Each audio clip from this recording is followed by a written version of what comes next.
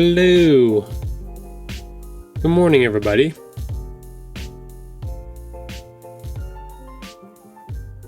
Thank you, B-Shack, for that Prime sub. I appreciate that.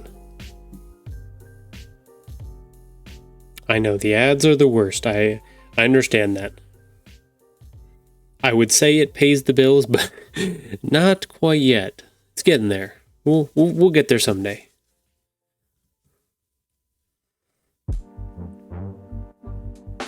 Make the classic joke, it keeps the lights on, but it's not keeping the lights on at the moment.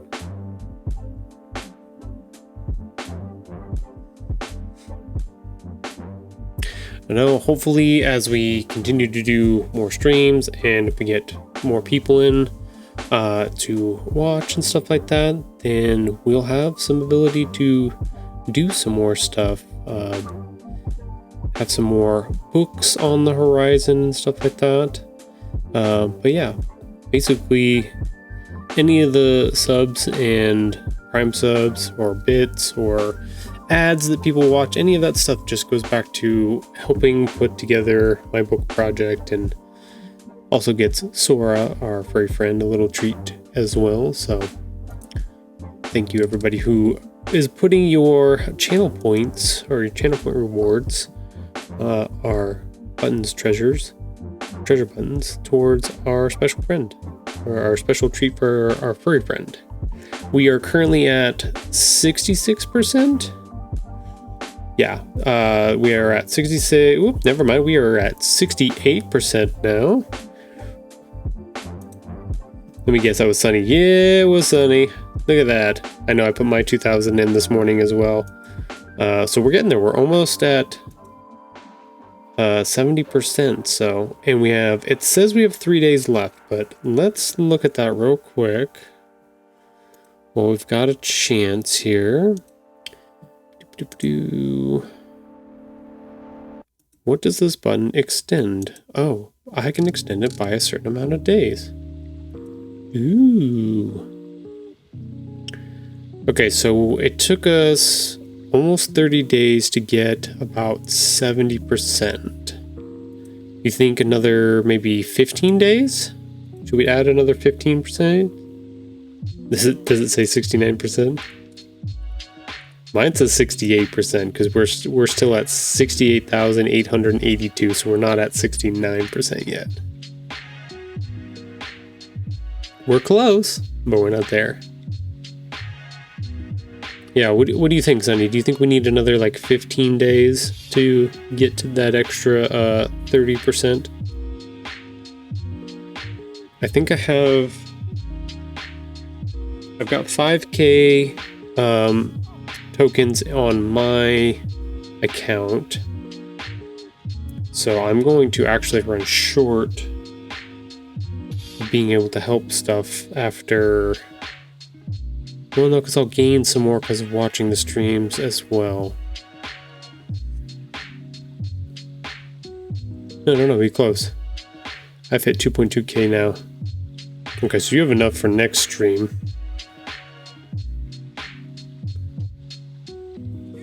I'm not sure if it's one of those things where if I extend it once, if I can extend it again or not.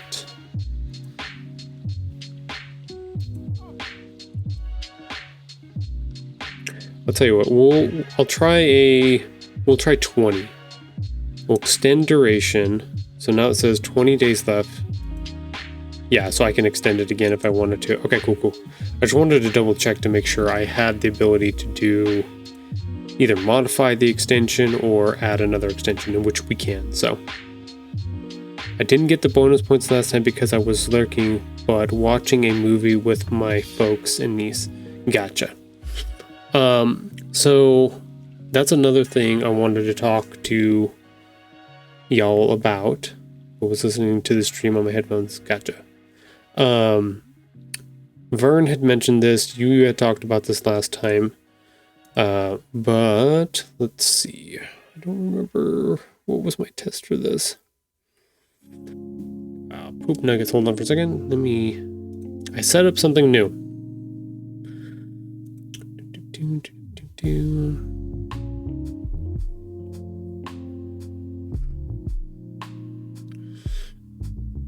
we've got some new things in the chat.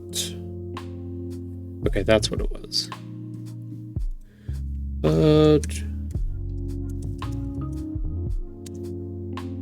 Let's see if it works. Hey, look at that. It works. We have commands now. I set up my age. What? No, what? No, we have basic commands right now. So you have on the screen now is the link to look at the commands that we have set up right now. If there are other commands you would like, please let me know and I can set them up. Yeah, there you go. Follow age. Yeah. Sweet.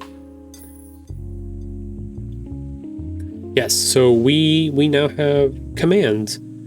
So I looked into StreamerBot for a minute, and I found out that it was not compatible with Mac. So I actually found another one called Firebot, which actually has way more ability and things you can do with it, to the point where even my son was like, "Oh, screw it! I'm going to use Firebot because you can do way more things with it." So that's the one I'm using, and that's what allows me to do commands and stuff for this. The other part is it also is set up to when we do ads, it's supposed to run the ads folder thing, the little pop-up that happens on the screen. Lets people know it's supposed to do that automatically. So we're going to test it out today and see if it does it. If I have to do it manually, then I'll have to do it manually, but supposedly it's supposed to detect when that pops up on the screen and then put the correct graphic up for everybody. So we will see how that goes. What does the quote do?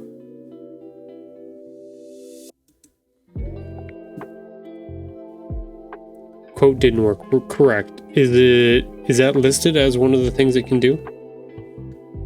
It was under your commands. Let me double check to see what it says it's supposed to do. Because some of them were display a random quote. Interesting. Yeah, that's not one that I set up. So I'm not sure what that one... It has a sub command? Oh, you have to do a sub command. You have to do a sub command with it?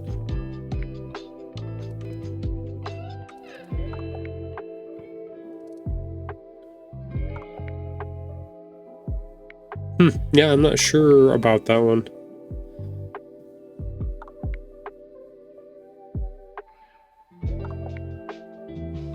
Some of the bots come with pre-built commands into them. That one I don't know about. And I don't have access to be able to take that one off or change it that I'm aware of. Remember, some of this is all pretty brand new. So I have basic things set up for it so far. But I can do commands, events, time-based things. I can mess with the channel rewards, preset effects list, hotkeys, counters, a whole bunch of stuff. I don't see anything about those though, the pre-built stuff. So I'll have to dig some more into it. Sunny Ruth is lurking in the shadows. That one I did set up.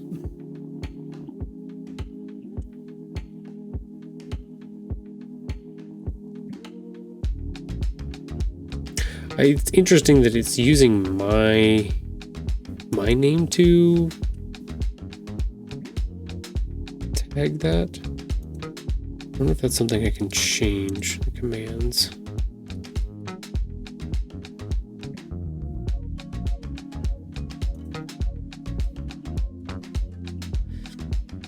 I have not been around the command bots and stuff like that a whole bunch. So I don't know much about them. That's kind of why we're experimenting with it a little bit. Is that kind of what Tahoe has only been streaming for a long time, doesn't even know how to set up the quote. I mean, you're not wrong.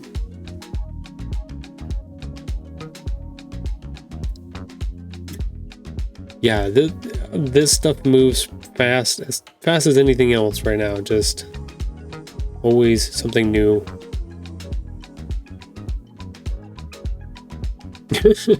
I'm not old, I promise. I swear to God.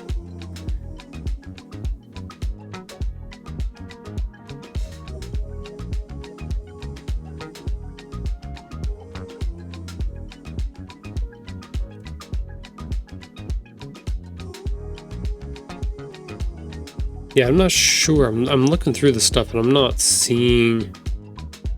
I'll have to do a deep dive off stream or something like that and really look to see what... because it's not even giving me an option to do, like, to look at the pre-built stuff. The commands that are just on there automatically. Ah, see, there... Okay, that's why there's no quotes. Because there's no quotes yet. Okay. So I could figure out how to add...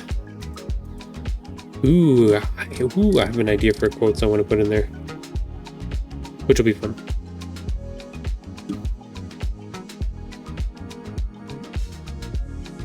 Can I make it so that other people can put the quotes in? Edit stream info, open, preview. I don't want to currency. I gotta figure out where the quotes are on Firebot. Oh, they're there. Haha! No quotes created. Okay. I found it. So I know how to do the quotes now. I have to either import quotes into the Firebot or I need to make my own quotes. So, good to know. I will work on that. I will get some quotes together to put into there so that you may use the quotes, sir.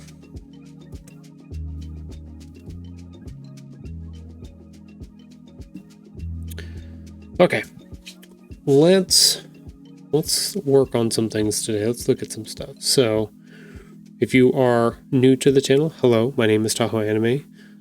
These are my friends on the side, Mr. Sunny, Ruth, and Mr. Ghost Guy here, and B-Shack.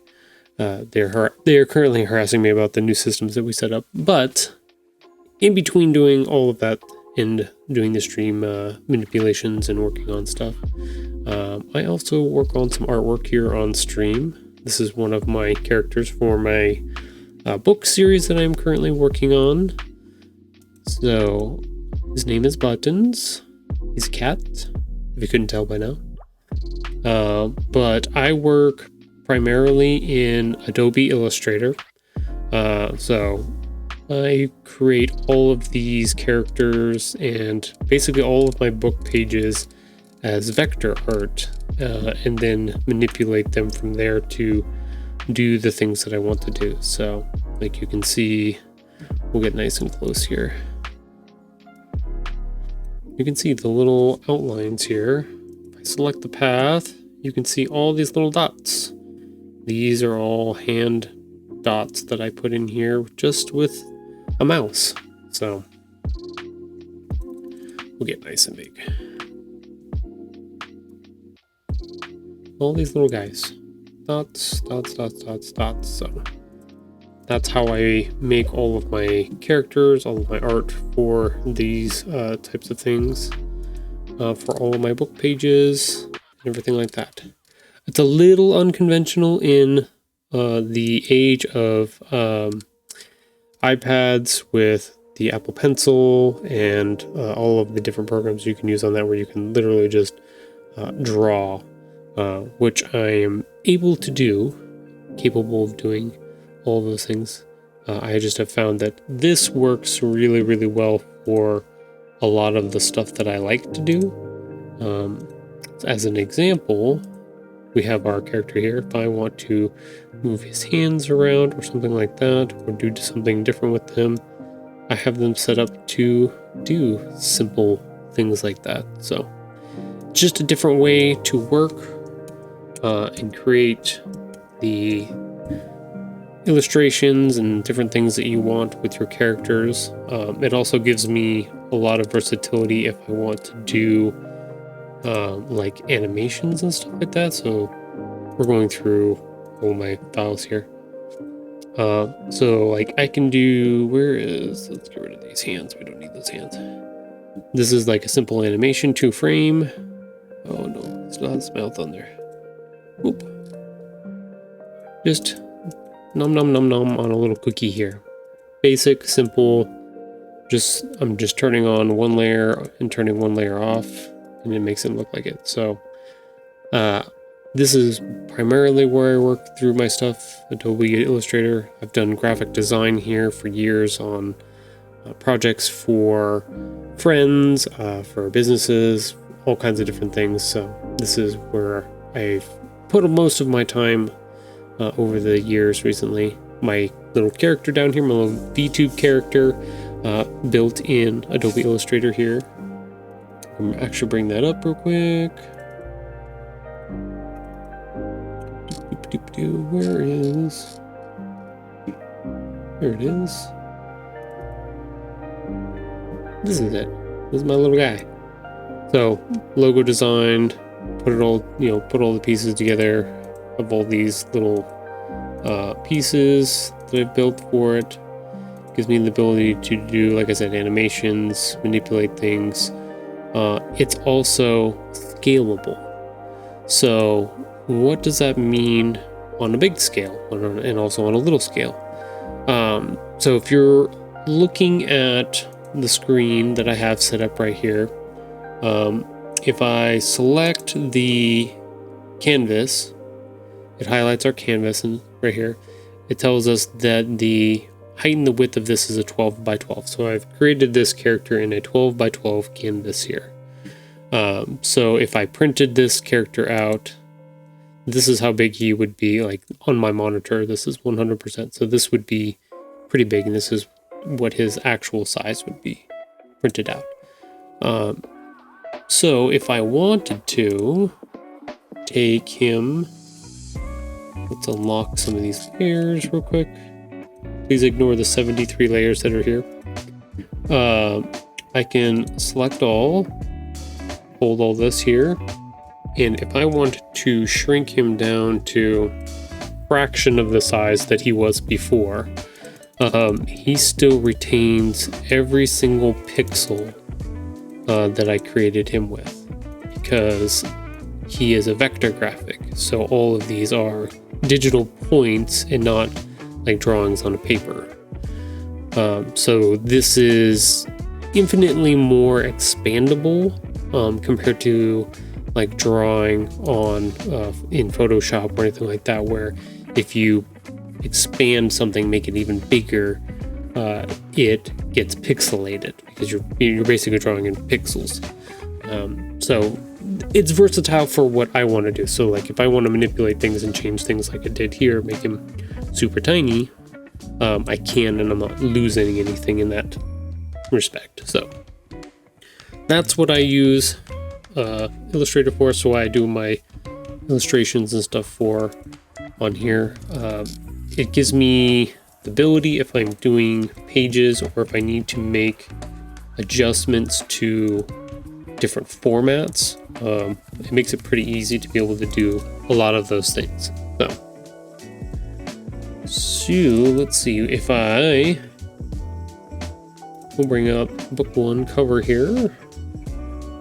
Here is my first book. Here's the cover. You can see the layout here of all the stuff that I have built into it.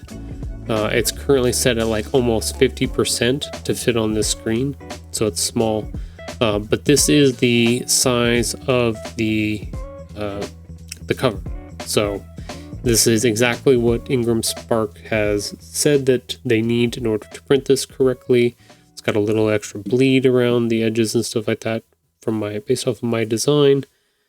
But it is scalable in all the ways. So if I wanted to, instead of doing a square book, wanted to do a rectangle book, all of these pieces can be changed. So let's say I wanted to make it a rectangle book, I can just hold this box and change it and make it whatever height and shape that I want.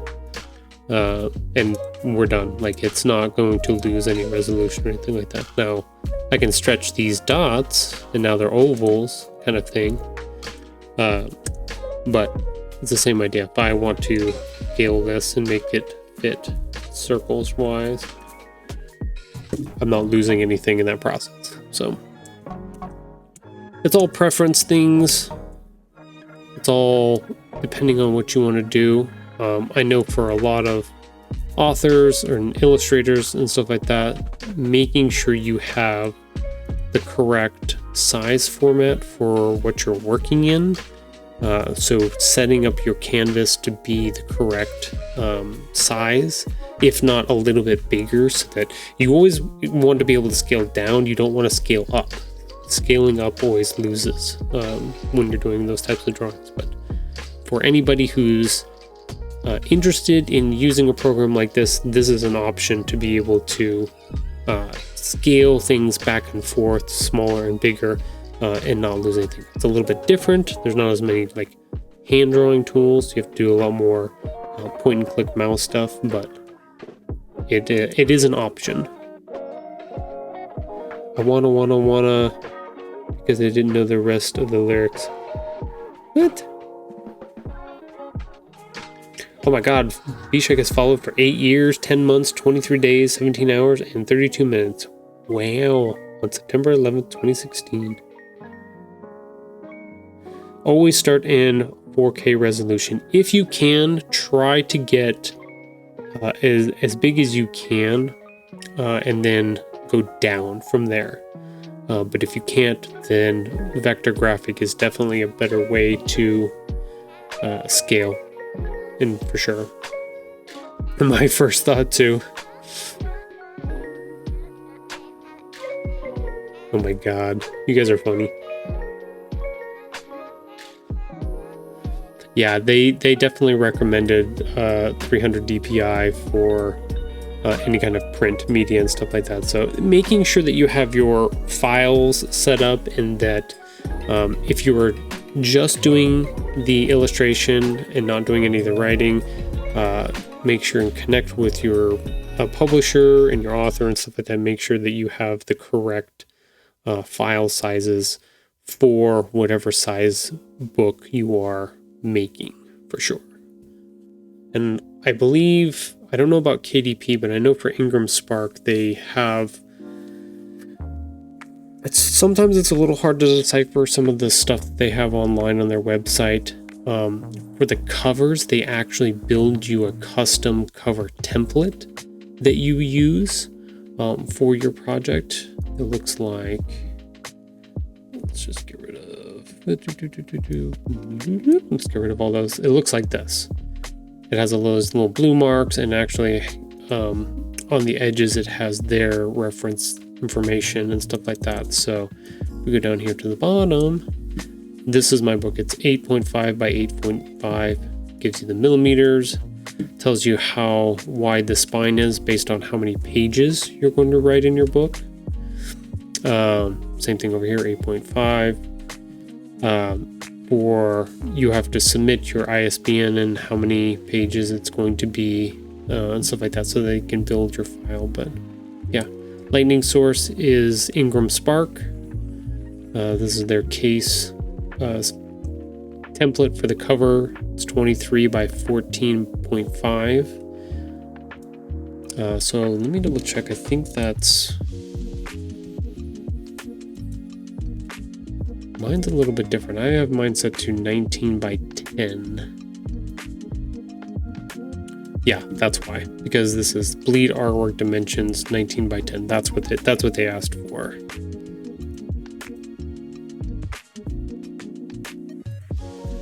As I say, I remember two parts to this.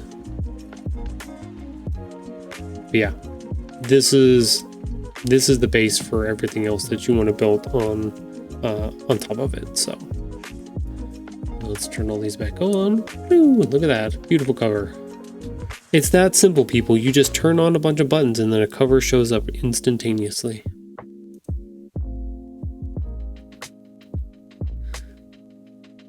If only it was that easy. No, it's interesting.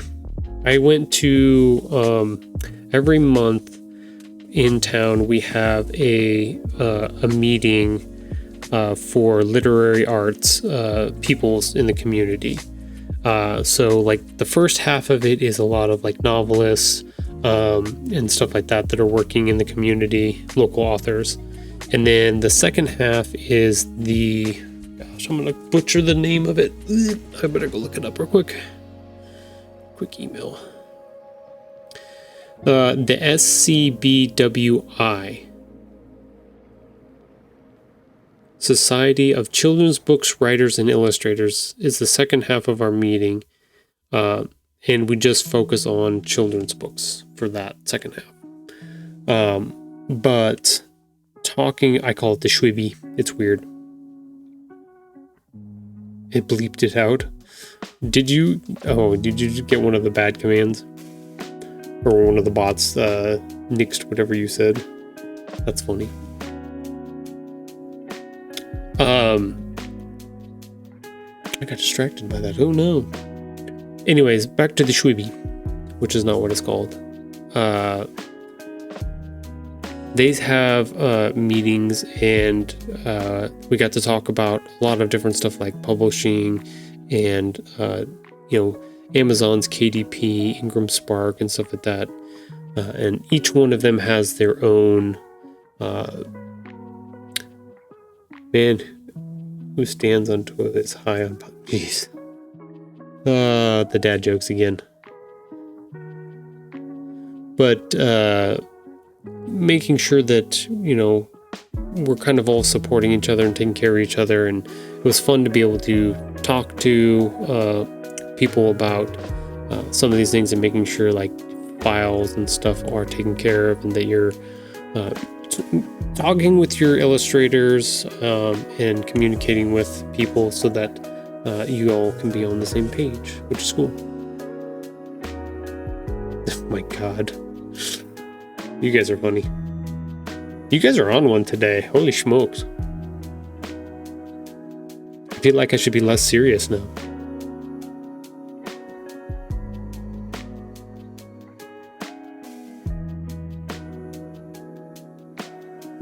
But we had some good conversations. It made me want to hopefully start talking about more of the process stuff on stream for a lot of these things. And then if people have questions about any of that stuff, they can definitely ask. The other part of it is that starting next week, so next Monday, the kids start school again. So they'll be off on their own adventures, and I'll be on my own again to work on all these different fun projects. But I'm going to start working on book 3 on stream. So if you don't want any spoilers, definitely put your fingers in your ears, or I would say definitely still tune into stream, but just don't watch it or listen to it. Just put it on in the background and do that. But yeah, the plan is to start revealing some of the stuff from book 3 and start working on the pieces of book 3 and the story and the illustration and stuff like that. So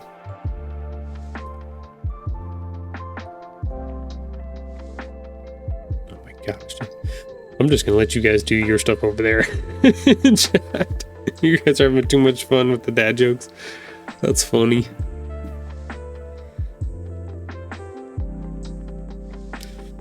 But it was interesting at those meetings that I've done a lot of. This is only my second children's book that I've done. I've helped on a couple others before, writing and publishing my own, writing and illustrating my own. But even just the amount of like information and digging and background stuff that you should go and look at and read and you know, read some of the horror stories of people that have dealt with some issues, read some of the good stuff that people have had that have come from really amazing, you know, experiences and stuff like that. And kind of mix all of that information together. And you still have to take a little bit of a shot in the dark on some of this stuff, even for like this book, which was my first book. I had to order several test prints from Ingram Spark before I got to a spot where I was really happy. But now that I have like the setup for how it works and how I like the outcome, then setting up for book 2 was much easier, because I could just copy this straight across and use that as a, you know, basically use it as a reference and be like, okay, I know the color setup is right. I know the exporting it and saving is correct. I know the aspect ratio is correct. I know all of these things about this is all correct right now. I don't have to do any more experimentation on that part of it. So now it's just about the creative part of it. So you can see the difference between the two here, where they're almost identical across each other, but now they're consistent, right? They're consistent, and they're going to come out in the quality and the color and brightness and stuff that I want, that I can already rely on in those ways. So it's good to have a good base and setup for those things.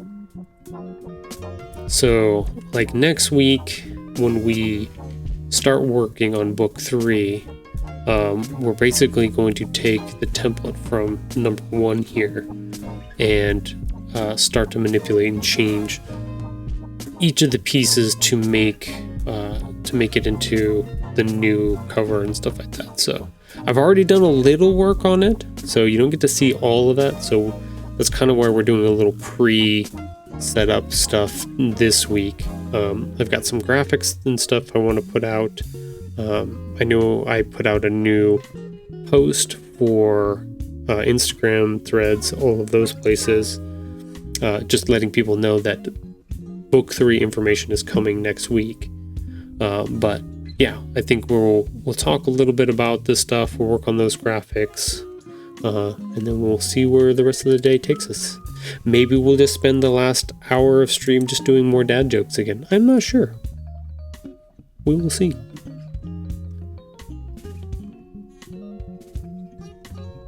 That's the idea. You guys are funny.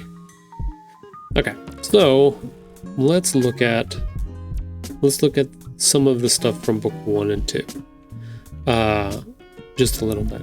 So one of the things that I wanted to do when I set this up, I wanted to make sure, like I said, about having consistency. And you can see right off the bat that there's a couple things that are pretty consistent. The words, where the title is, the number for the book and stuff like that. Even the framing of the main image for the book cover is very similar. It has the stitching on it, these little dots around it. That becomes our container for kind of introducing what the book is about. And then the elements on the back. So these kind of hint at what the first book is going to contain. So you can actually kind of get an idea of what the setup is. And it's not like too much. I don't try to give away too much of what's going on, but I just took little elements that I found were fun and interesting that I had made inside the pages, and then brought them out to the back cover, so we can check those out. We have our little mouse here that I built, and you can see some of them are more complex than others in certain ways. He's got his own little stitching, little mouse here. We have one of Buttons' little balls that he used to like to play with. Hey, Sunny just cheered a bit. Thank you, Sunny. Appreciate that. We have a book, mysterious book. You have to check out some of the pages to find out why this book, and these pair of glasses here too.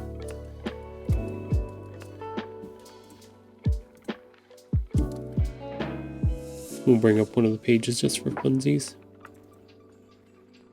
Here we go. So this is page 3 here, where he's actually reading a book. But cats don't read books, but it was kind of fun just to be like, oh, he's smart. He's very well educated. Buttons was very well educated. So taking little pieces of this, changing some of the colors and stuff, and then putting them on the back so that it connected to the story and stuff like that. Having our little food bowl, because this story is about not only how our main character gets his name, but also kind of the rundown on how to take care of animals, some of the things that you would need when you first adopt a pet, stuff like that. So a bunch of layers of what to expect in the behind the scenes of the book. You may also notice that compared to cover number 2 for book number 2, he doesn't really have a background or a little setting that he's set in behind here. He's kind of, the circle dots here kind of fade in through the stitches here and fill up his background. Part of this was to reference the illustrations in the first book as well. That page that I brought up, number 8 here, you can see the dots go through the background and stuff like that. So representative wise, what this was doing is it was just showing that because he was so new, he was such a small kid, that his world was kind of small. Like, he didn't really have context of the things around him yet. He was exploring his new environment, seeing new things, doing little kid stuff, right? Like getting used to the world.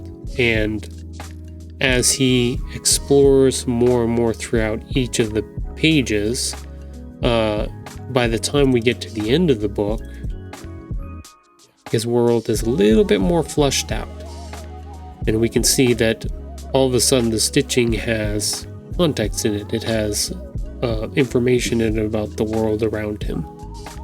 So all these little pieces all add up to something. And then now that he's in book 2, he gets to explore even more places and new things, and his view of the world expands a little bit more. So each one of these elements has a piece that connects back to what's going on.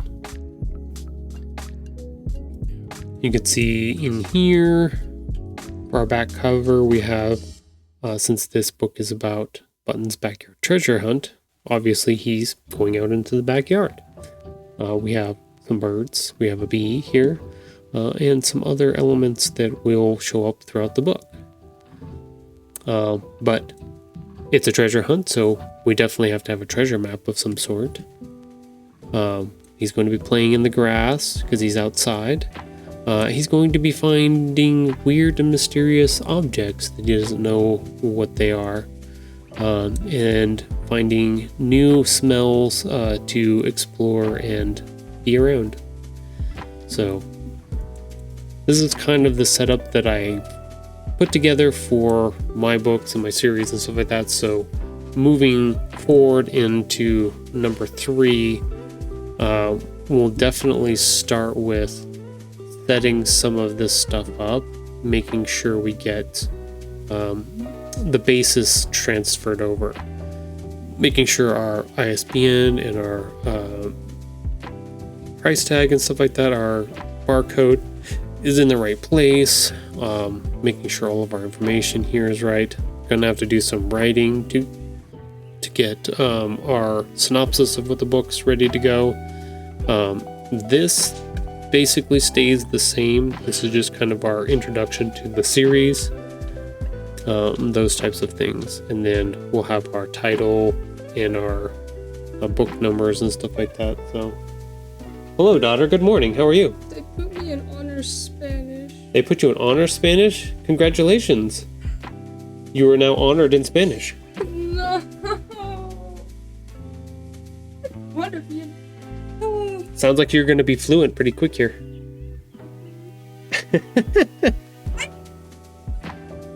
You didn't get welding yet either? What did you get? 2 Englishes too. They gave you 2 Englishes? Hold on, we're having. I got chemistry, which is what we wanted. Right? Okay, chemistry. I got metal. I got woodworking. Well, you got intro to woodworking. It's woodworking. I got honors Spanish, which I didn't want. That I'm glad that I have. I'll stay home. And then I have more English. Yeah, that's an honors English. I have honors English. I have AP history, which is what I wanted. Geometry, and then what is that? I don't. That's know. with Mr. Fitz. What is that though? I don't know. He was the other part of the engineering stuff. So is that engineering? Because I don't know what that is. It's engineering. It is? That's Yeah. my other engineering class? That's your engineering class. Found 1. So you must be doing found objects of some sort, or found... Oh, no, foundry. Yeah, I bet you it's foundry. What's foundry? I don't know. You may have to look and find out. But that's what that is. That's engineering. Not Why did English. they put me in... Double English. Are you crazy? Yes, I'm crazy. They're not but, gonna- okay, but why did they put me in honors Spanish?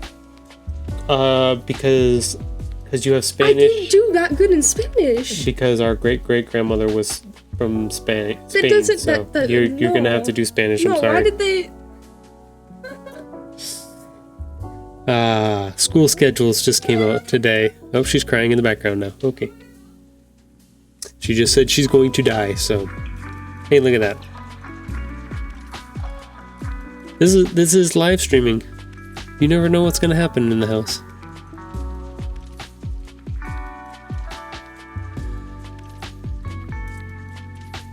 And now she's disappeared. Okay, here we go. How's everybody else doing?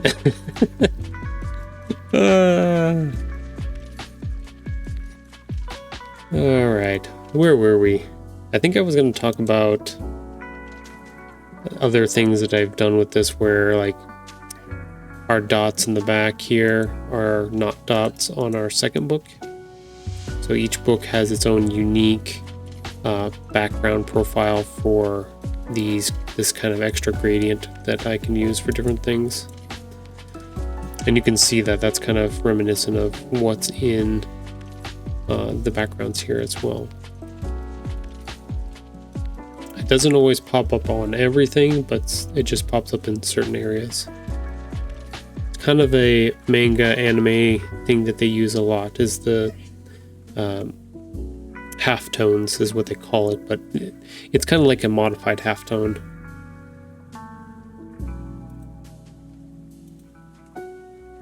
So we have all of those little elements to mess with and change for book number 3. We also will have a new color. So we have orange. Book 2 is blue. So book 3 will have its own different color as well. All of those little pieces to work with and adjust and mess with, and then making sure all of our titles and stuff fit and work where they need to work. So lots of different things to work on and manipulate and change to get it set up for the next one. The other part of that is that these elements, like the grass and these crystals and the map and stuff like that, they all came from pages that I created throughout the story. So a lot of the time is I will make the cover, I will kind of come up with a concept idea for what's going to go here in the center, and then these elements will come later once I've gotten part of the story put together and pulled stuff back to the back cover to make it fit. So that's the plan. It's the idea. Those are the elements that I'm going to work on and try to get set up for the next one. I'll show you guys kind of what, if it will open. There it goes. This is on my desktop. I have template folders set up. So like this is, let me open it. This is just a template for number 4, page number 4. We'll actually open up number 5 so you can see the difference between the two. So because we're not building these in a spread, so a spread would be kind of like this, right? One big piece that contains both sides of the open book per se.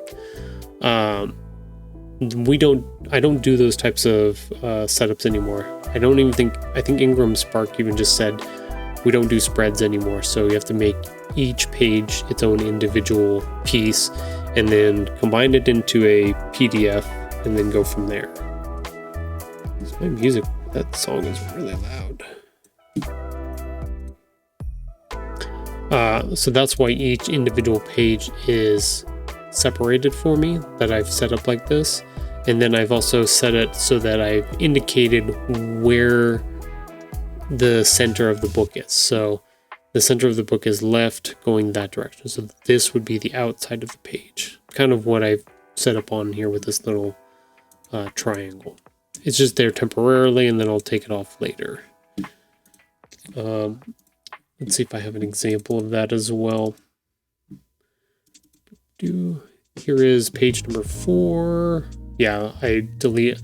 Once I get done with them, I normally delete them off of the layers list, but it normally would have the same thing, its own dedicated page with the little arrow on it. I don't know.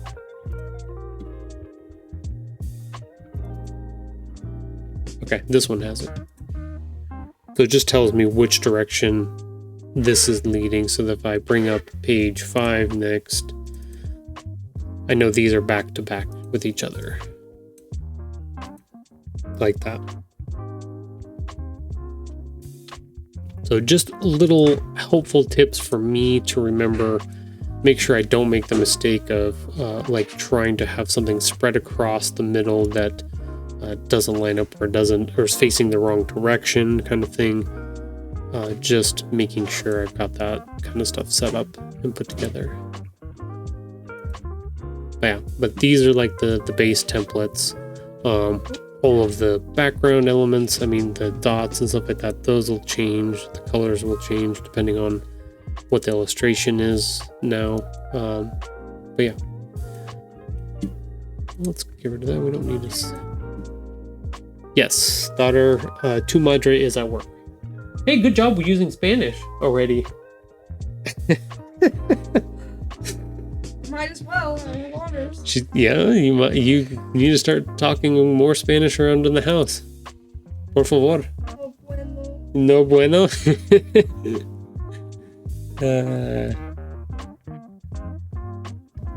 No bueno.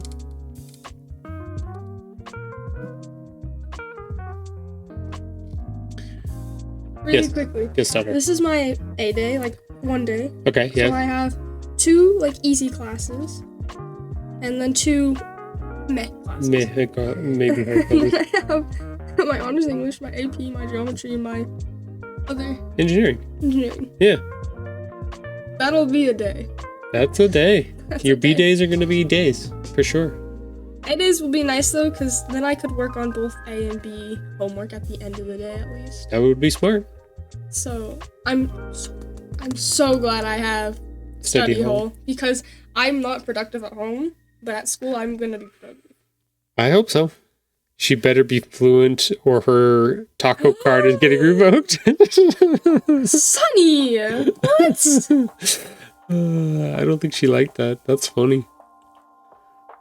Don't put up a yellow card. I think he was gonna put up a red card, but he only has a yellow. Taco card. Ugh, I don't even like tacos. Get out of here. That's funny. Good job, Sonny. Good job.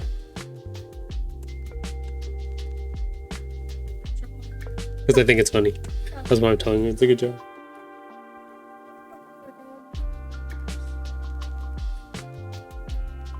Okay. The question is, this is all things that we are getting ready to work on, getting set up, getting these ideas in the head, working on those kind of stuff. We're not going to work on these things quite yet, but we're just talking a little bit about process in that way. Then we're going to work on some more social media post stuff. I'm hoping, it seemed like I got some traction on posting that I was going to be working on book 3. Like, people seem excited about that, about even just watching the process of having it go through and see what that looks like. So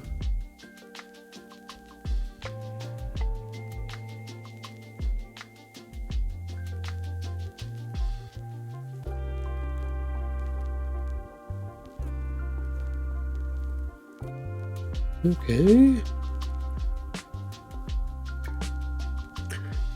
We are just got a notification that we are about 2 minutes away from our ads. So perfect time to try out our new Firebot and see if this is going to work. So for anybody that doesn't know, the stream is set up to take ad breaks every hour. We are doing a little 3-minute ad break, which is kind of like a snack / bathroom break for me. Also gives me a chance to go like let the dog in if she's outside and it's too hot for her. Our good furry friend Sora on the screen. Just a quick little 3-minute ad break.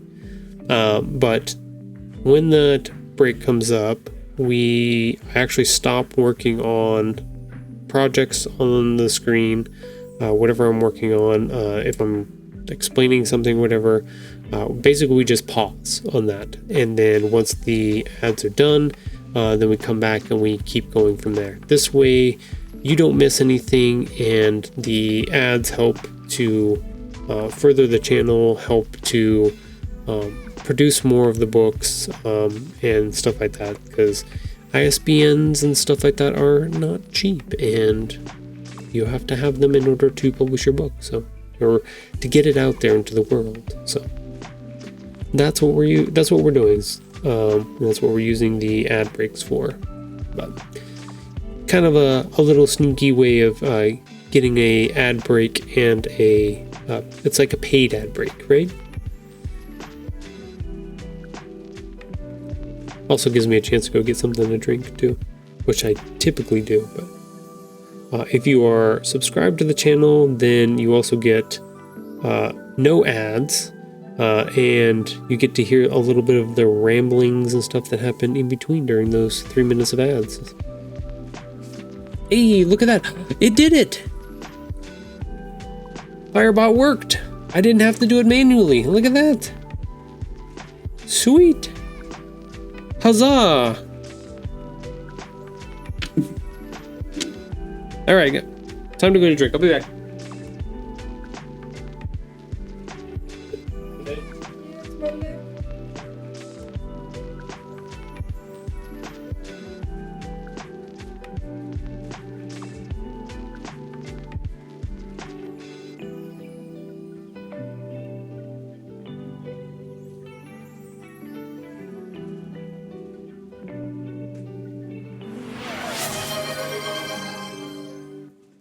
Sunny_Ruth says big stretch.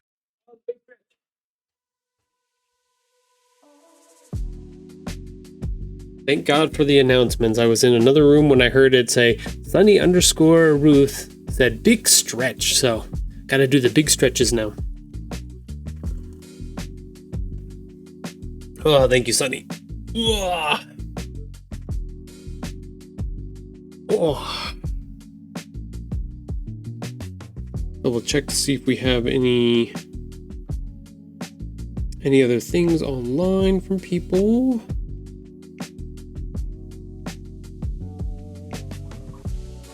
Also, by the way, Sunny, Mrs. Tahoe was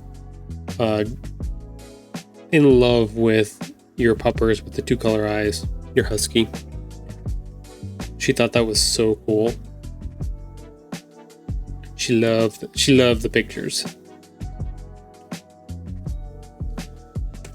She said, thank you, thank you, thank you, thank you.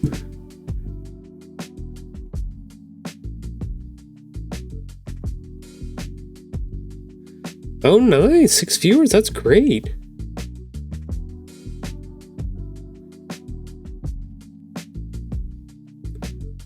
He was so smart as well. I bet. He looked like a smart one. It was interesting, though, that it was a husky mix, but the ears were down. Didn't even need to be trained. Yeah, they're smart. Sora is wicked smart, too.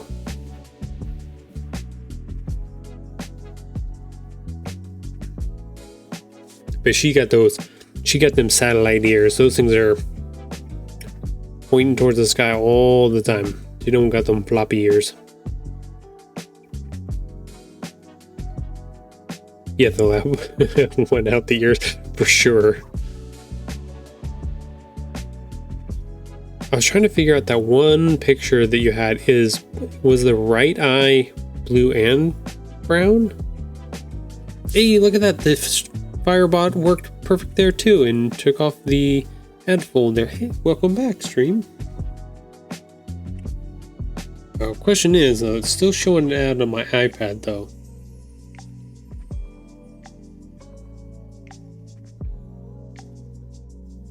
Ooh, interesting. That ad break ran a little bit longer than it was supposed to. Interesting. Welcome back, stream. Yes, okay. Blue and brown. Then the other eye was full brown. That's crazy. That is a crazy thing. I've never seen that. I know heterochromia is a thing where you can have two different color eyes, because humans have that. But I don't think I've ever seen one where it was split like that. That was nuts. Beautiful. I didn't even know that was a thing. I guess that kind of makes sense though, because even human irises have speckles of different colors to make up whatever the brown, green, or blue that you have is. So I guess there's a possibility that those could split, and just thinking about the possibility is kind of crazy.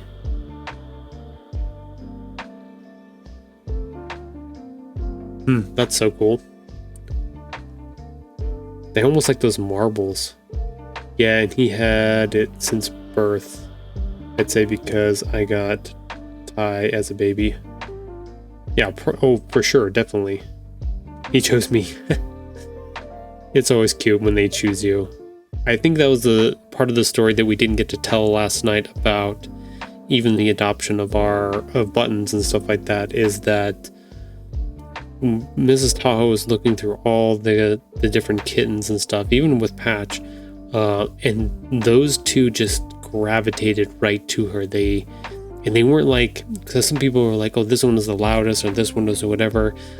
There was just something about Patch and Buttons when we were at the shelter and in front of the cages that just, you could feel it. You can see that there was a connection there. Like they didn't act like a lot of the other kittens that were just like trying to just get out of there kind of thing. Because I was there looking at the whole litter. Yeah, that's the crazy part. And it's funny that you mentioned that. I know I've put this page up this book page up before. That's literally the thing that I put into the book. Actually, let's go back to the page before that. This is literally our experience. There are so many. How do we choose? And my response was, we don't, they choose you. I mean, it's literally that simple. He was the biggest and fluffiest one, and he followed me the entire time. And when I saw him and picked him up, I noticed his eye and was like, wow, okay, you can come home with me. Yep. That is awesome. That is so cool. Those are the experiences that make a huge difference. Like, those are the ones you remember forever, because it's just that connection right there.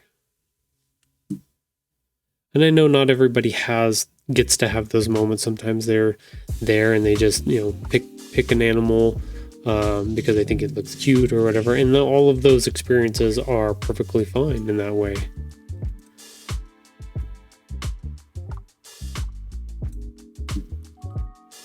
Being able to love an animal regardless is special and important.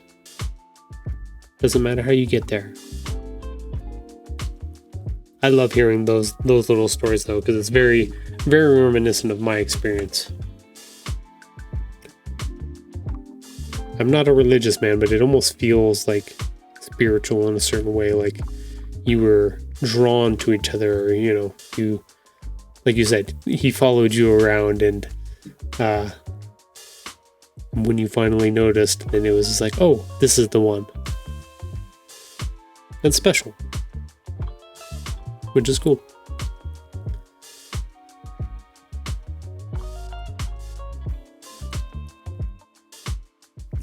Okay. What was the next thing? Got a couple things we can talk about. We kind of have a little bit of rambly streams this week, but this is the way. This is the way.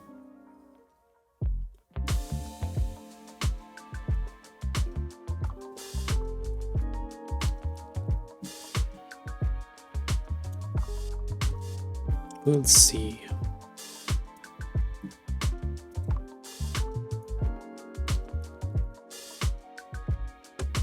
I think those can stay where they're at the moment. It's fine. Let's see. I'm trying to figure out. So I've got kind of a lot of that stuff in the background that I've got on my mind. Especially for next week and getting ready to get started. And but I think the main thing, thinking about all of this stuff, started planning stuff out, is I want to see if we can draw some more people into the streams and stuff like that. So I know on last stream,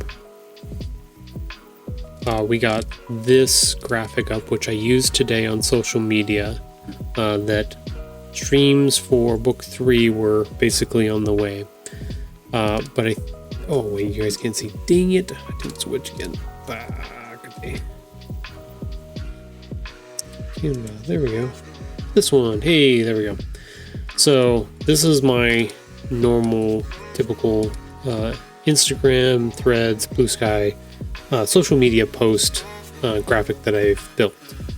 Kind of reminiscent book 1, orange background, stuff like that. So when we shifted, I wanted to get ready for start talking about book 3 and putting that up online. So I switched to the blue background with little diamonds because that's the book we're currently on. That's been released.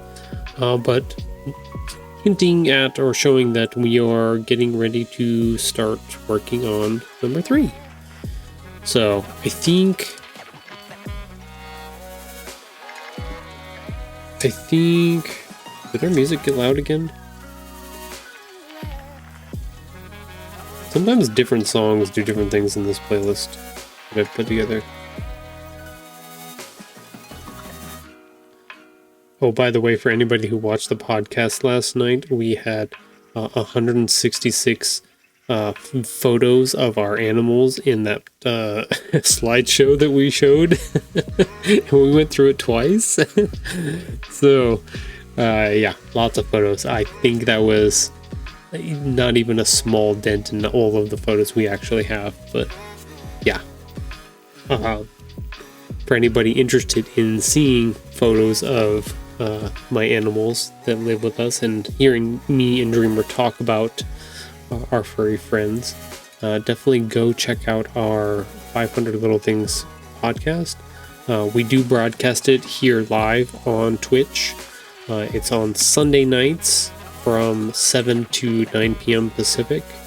But you can go back and watch this show on YouTube or rewatch it on Twitch while it's still available. And then you have a little context of where our main character here, Buttons, came from. So I will point you there for context if you would like it, and lots of cute pictures. And then you may come back and check out the graphics and the fun illustrations and stuff we're going to work on here for that kind of stuff. So, but now that we're here and talking about this kind of stuff, I think I want to. I'm going to duplicate this out for anybody that hasn't worked in this. So I'm doing a lot of explaining of certain things because I ran into a few people yesterday at our monthly writing meeting that hadn't really heard of, Canva or anything like that, and don't really have experience with that, and they were looking to start getting their illustrations or their writings illustrated in certain ways, or looking to start putting together some samples. So I'm going to do a little bit more explaining on that, just in case for some reason they do end up here or show up, or anybody is looking for information on kind of ideas on how to get started and on certain things, that this is a good option as well. There are tons of programs out there. You're free to explore on your own. I know these ones are the ones I work with. Even talking to the head of the children's book writers and illustrators, they use Canva for a lot of their multimedia and social media and stuff like that. So it's very much like my own children have accounts at school, and they make media projects through Canva because the school has a license through it. So it's a program definitely worth checking out and using for certain things. It has a free, they have a free version that you can use. Lots of fun stuff on there to check out and use. But yeah, there's my plug. Canva, if you would like to sponsor these streams, please hit me up. I would love that.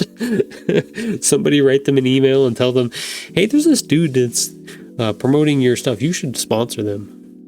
His name is Tahoe Anime. He would really love that. I'm not above sponsorships. And with that, our first sponsor today, Skinny Pop Popcorn.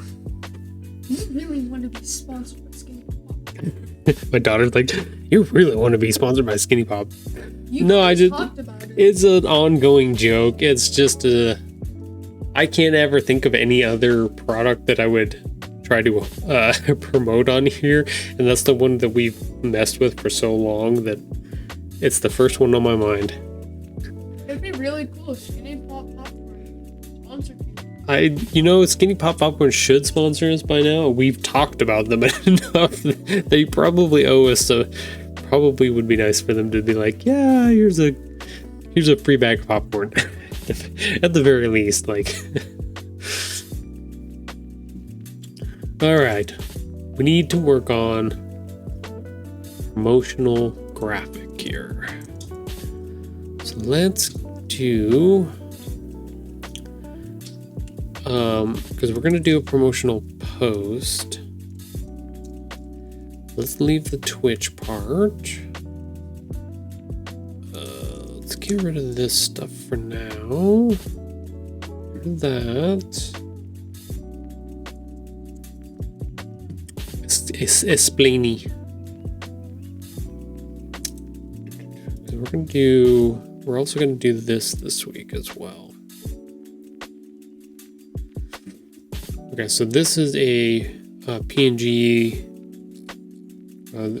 What do they consider this? Instagram post 4x5, 1080 by 1350. Where this is a mobile video, so this is for Reels, Instagram Reels. You have the option in Canva to basically they have all these templates. You can type one in and look for something. So like if you want a post card, if I can spell it right, you can search that, and they have postcards templates that you can use. You can also just make your own as well. They have a custom size. So like when we were doing the videos, the new start videos and end videos for our 500 Little Things podcast, I built that all here in Canva. And it's just a mobile video kind of setup. Simple, but little animations on it, little graphics popping up and doing different things. But custom size for fitting onto our stream setup here. So lots of versatility here, lots of options for doing what you would like to do, for sure. So I know what we're going to build here is going to be on social media. We definitely want to make sure that it fits in this style, this 4x5 medium. Let's not do any of this for now. Kind of want to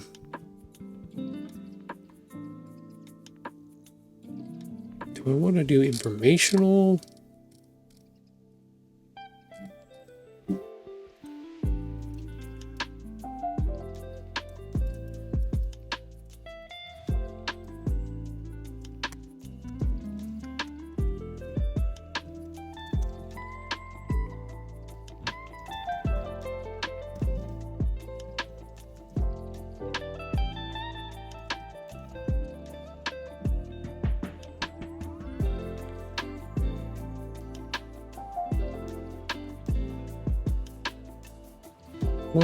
This kind of gives context, but I want a little bit more.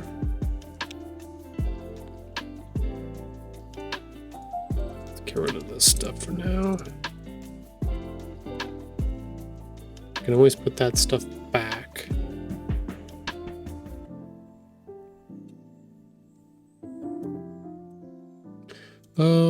Let's see.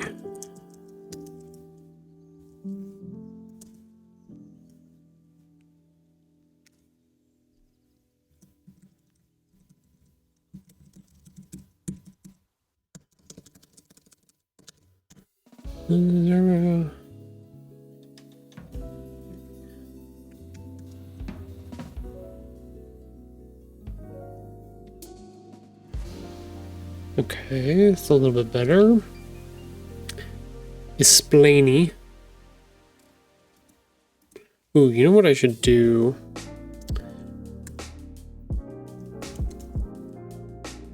I'll do this again real quick. We can actually pin this to the top. Hey, so we do have commands in the stream. If you'd like to check out what the commands are,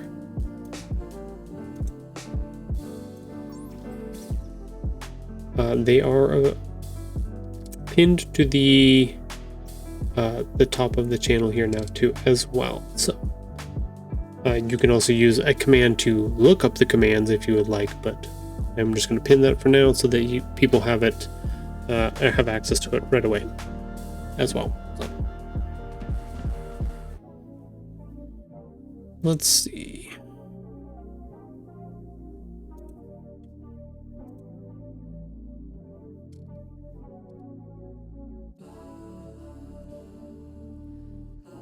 Move this out of the way. We're going to group those together. Let's group this together. Tu mamá? No es tu mamá? I thought it was me. She's still at the office. See. She's working hard for us. We have the behind the scenes today. We do have our show to watch tonight.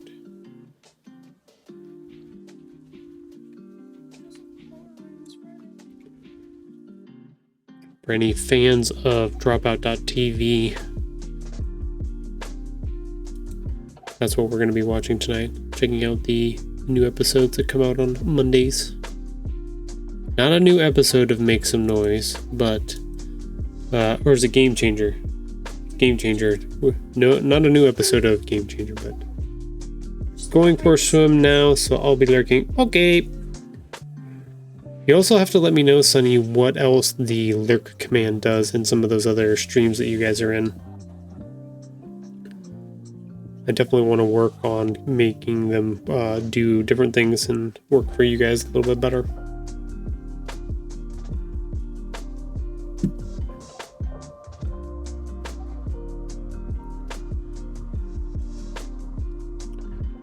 Let's see. Let's see what do I have available for me.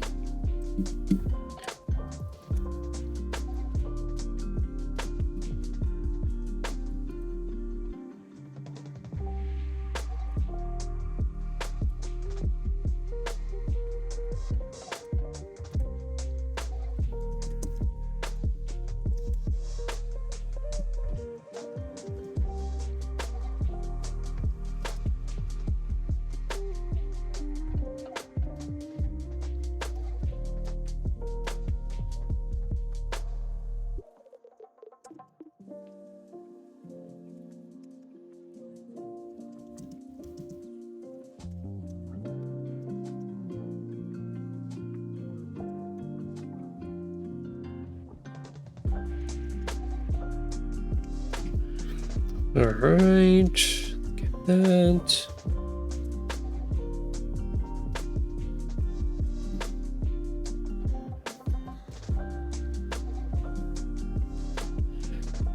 Okay.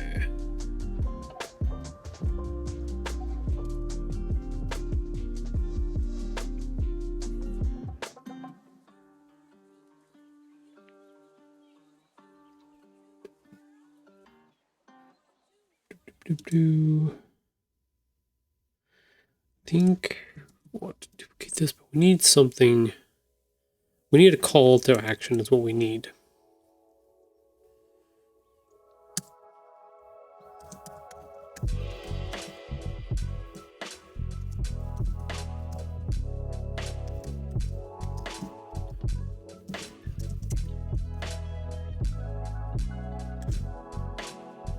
That's what we need. Call to action.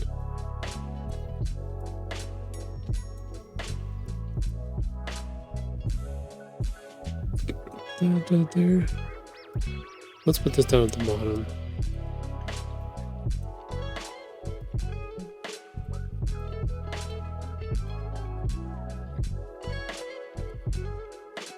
Don't know if we're gonna use that.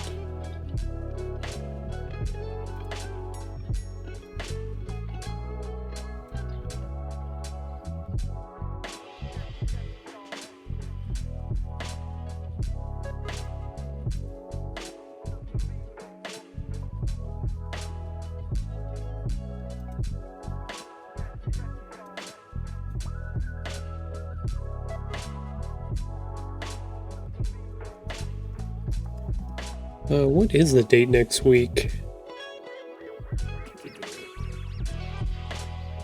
Let's see, what is next Monday is the 11th.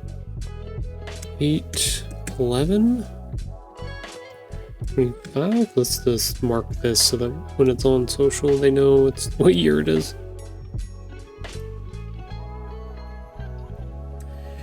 Yeah, so we have a call to action.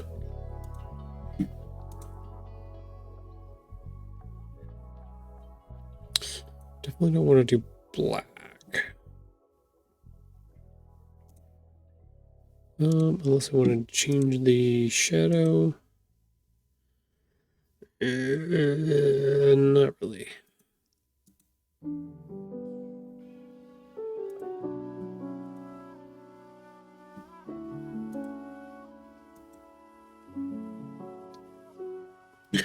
One's not going to work because you're not going to be able to see it. So some of the things you have to think about when you're doing any type of graphic work like this, getting ready to promote your work, because this is another thing that we talked about yesterday, was promotion, marketing, also branding. Branding is really important.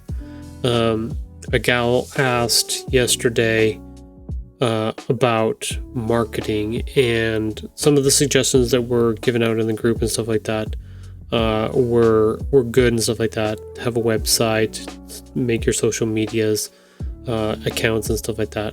All good advice.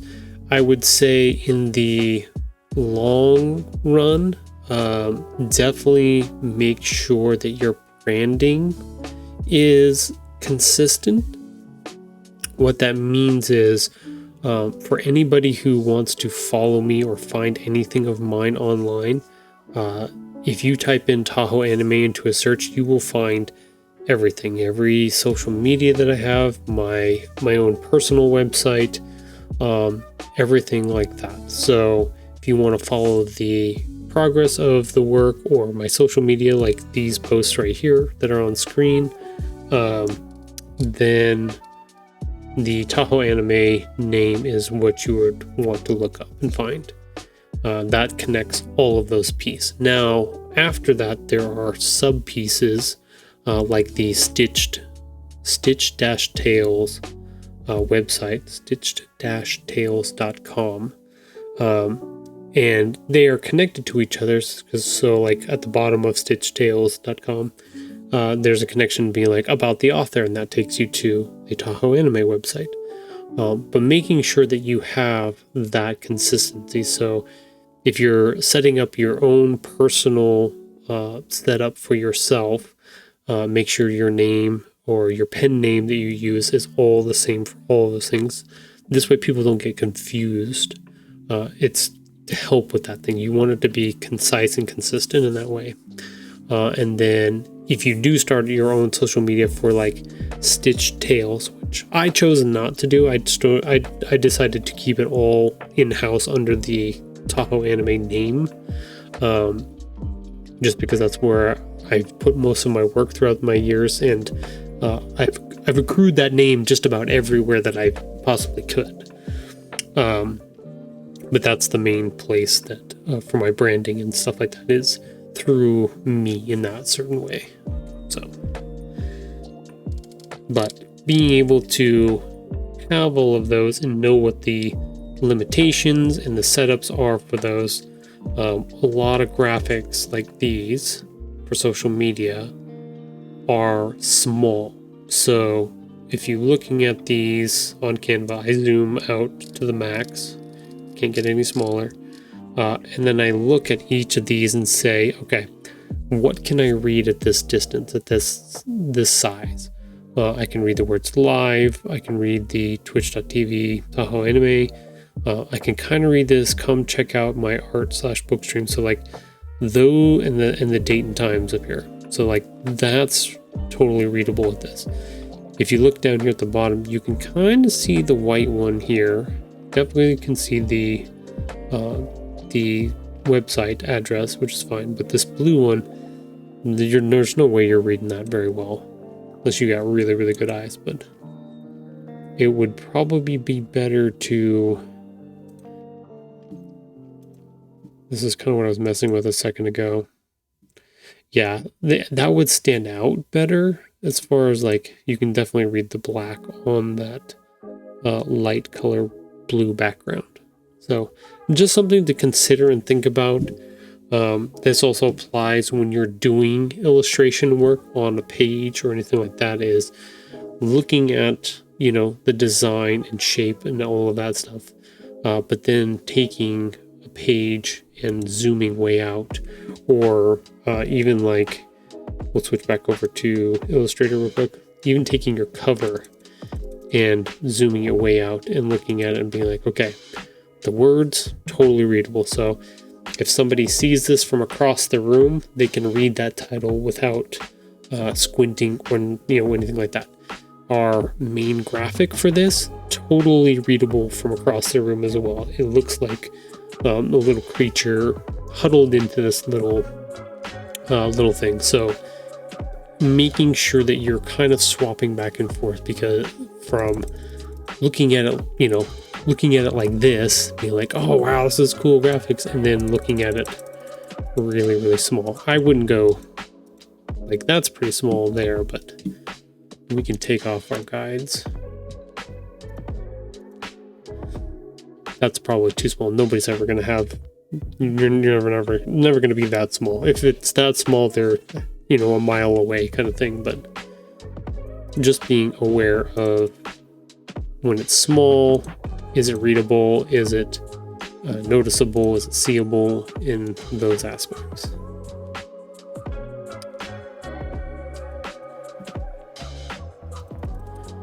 Just more things to think about and consider when working on your own projects. Okay, back to Canva.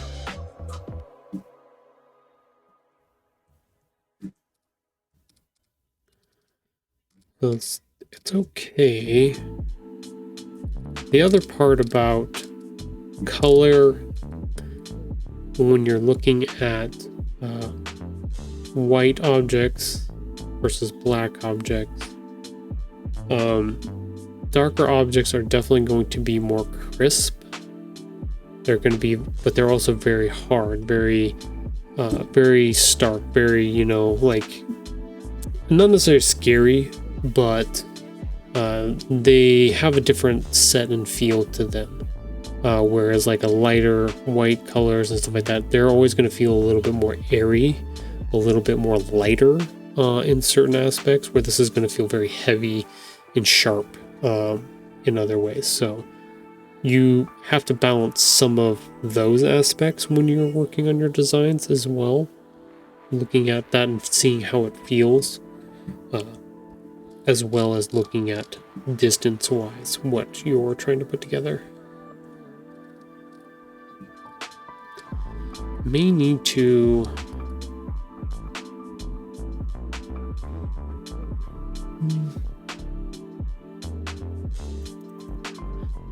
figure out how to combine this a little bit here.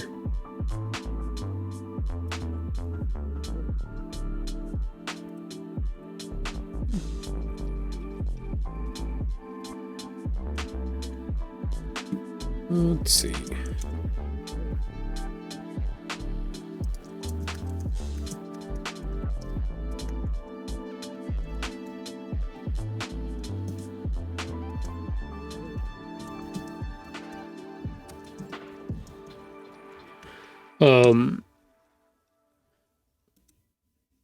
For me, a lot of this stuff, writing parts and coming up with concept ideas for the written words is a little bit more of a harder time for me. I don't know I don't know everything, right? I have an idea of kind of what I want, and I also know how the internet kind of structures things, even for like AI, ChatGPT. I understand what the construct and the constraints are of what they can and cannot do. So I kind of know how to ask for what I want, what information I want back in certain ways. I don't have it just give me the answers, or hey, write this for me or whatever like that. But you kind of use those services and use your Google searches and stuff like that to help influence kind of what you're looking to do for yourself. It fills in the gaps of the things that you are not very good at. So like, I'm good at researching information and stuff like that, but not always conceptualizing exactly what phrasing and wording or certain things like that. So it's different programs, different searches and stuff like that are useful in hopefully getting you onto the track of what you're looking to do or looking for.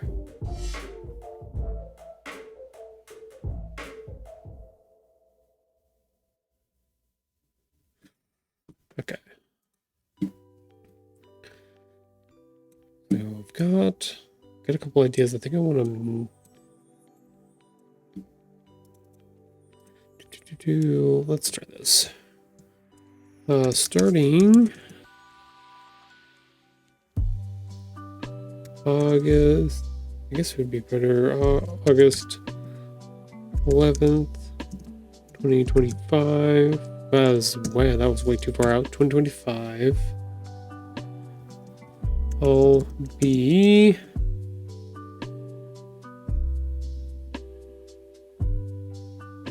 let's see, what do I want to say?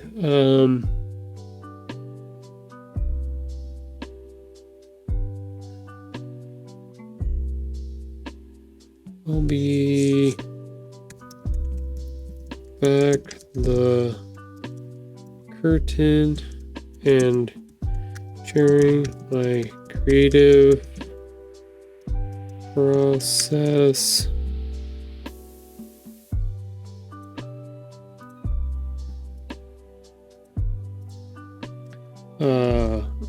from concept to final art for my third children's picture book.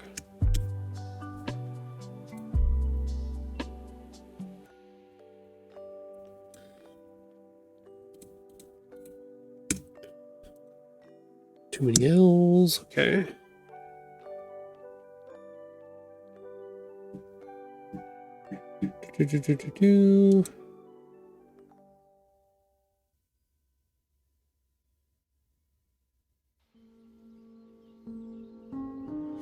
Yeah, I think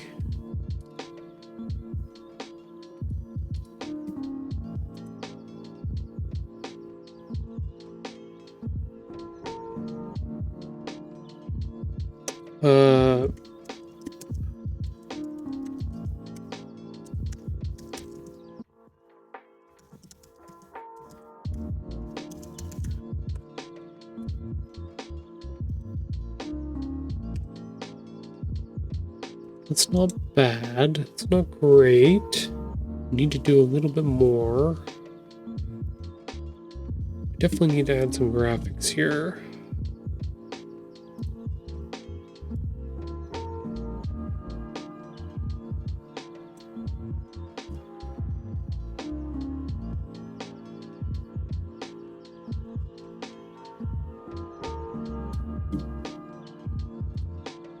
Don't know. Whoops, wrong thing.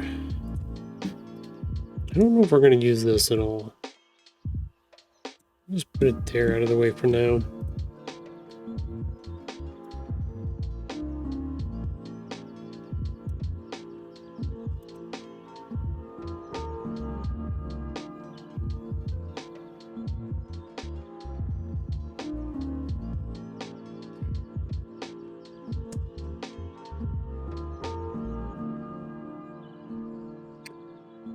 Do.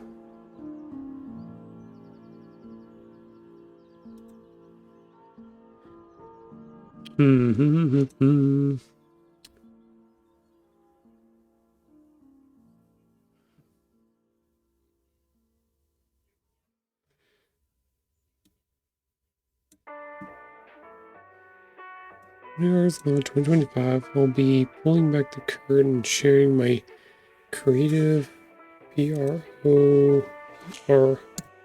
process from concept to final art.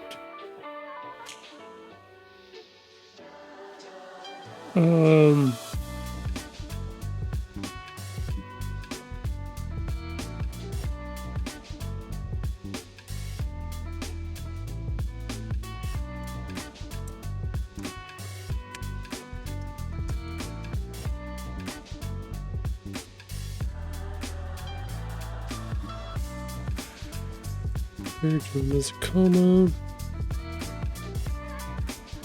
It's a lot of heavy information there.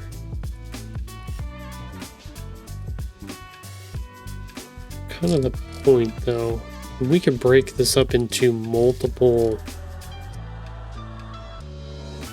We could break it up into multiple graphics too.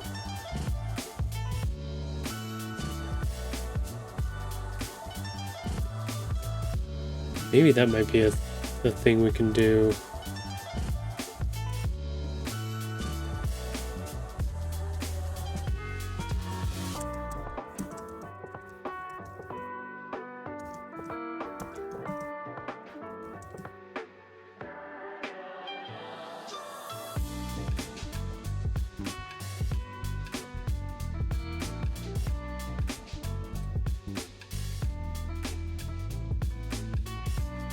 I want to have the Twitch on there.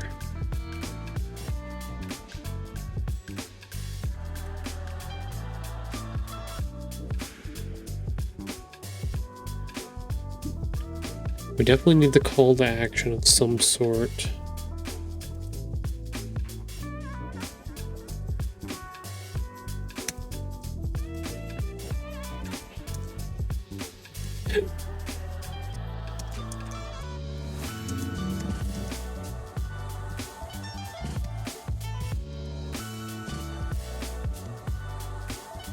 Hey, Alex. Good morning or good afternoon. How are you, sir?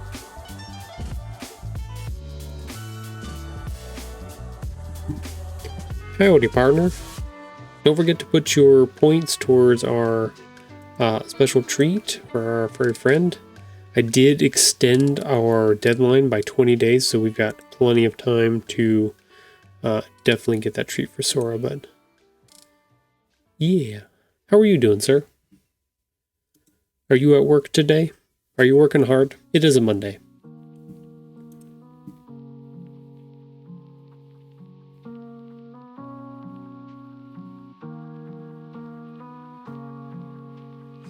I think that's better. Very hard working. Yes, good. Wait, are you very hard and working, or are you very hard working? I don't like when people split them like that. That's very confusing.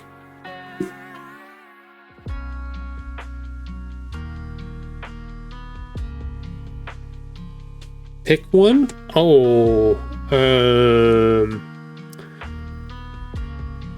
yikes.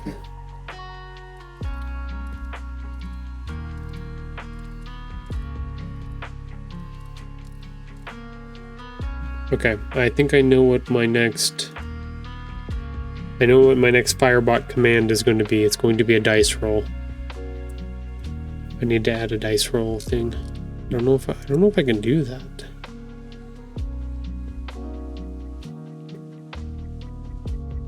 In all seriousness, it was busier in the morning, but it slowed down a bit. Oh, that's good. I have the I get to go to the dealership tomorrow and work on, have Mrs. Tahoe's car do its maintenance. It's $45,000 45,000 mile maintenance package done.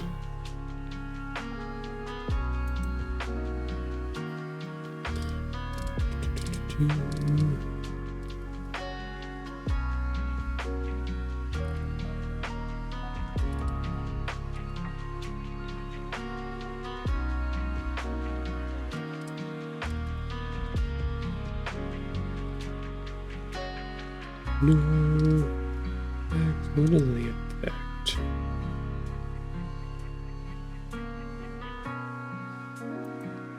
Yeah, I'm gonna have to look into making a dice roller on here. I'm pretty sure I can do it, but I would have to figure out how to set it up. Want to do more than respond to the message, switch to advanced mode to take full advantage of Firebot's ecosystem. Return. We have commands now. Sunny is not here. Sunny is lurking at the moment. He is going to go swimming with the family.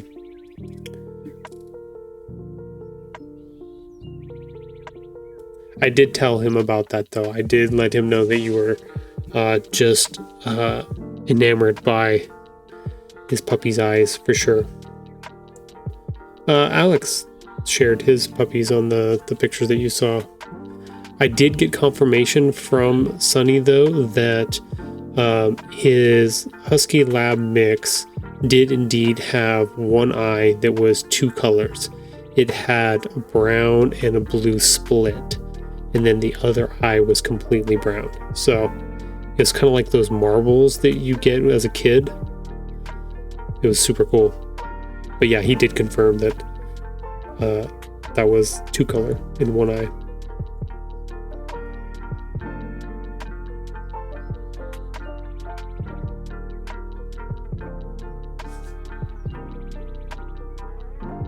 Yeah, you shared in Discord.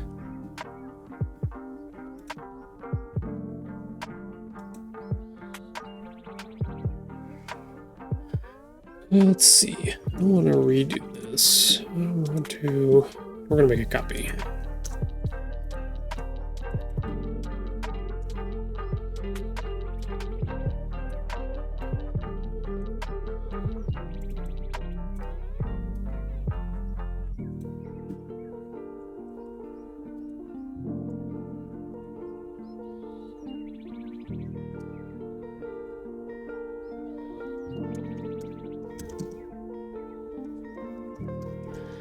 Starting August 11th. I'll be going live to create my third children's picture book.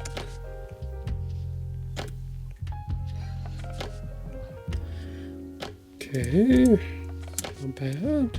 I'll grab the one.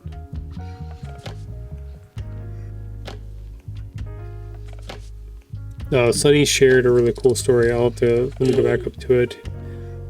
He was the biggest and fluffiest one, and he followed me the entire time when he was there to adopt a puppy.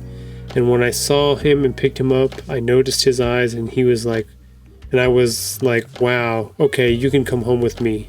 So that was Sunny's story. He had a whole litter of puppies to pick from, and the little fluffiest, the biggest fluffiest one followed him around, and that was the one that chose him. I have more photos, but the album is out of order. It was cute. It was very much similar to how it's described in my first book, where you don't choose the animal chooses you. Cute little thing.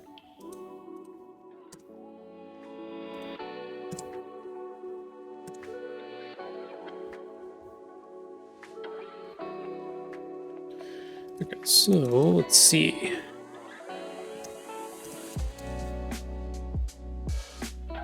Let's see if you've ever been curious about how picture books come to life.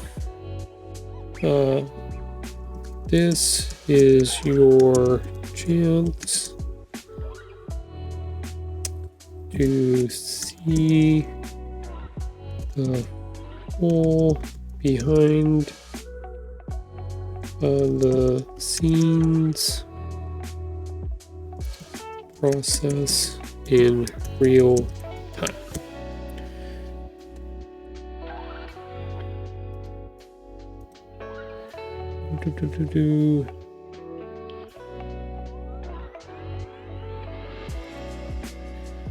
Yeah, I might have to break this up into a couple different.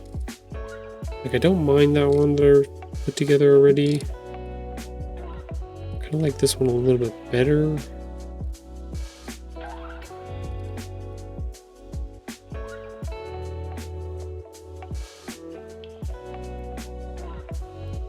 Definitely wanted this to be nice and big. yeah, it's definitely gonna have to be probably multiple graphics. Let's see. I don't.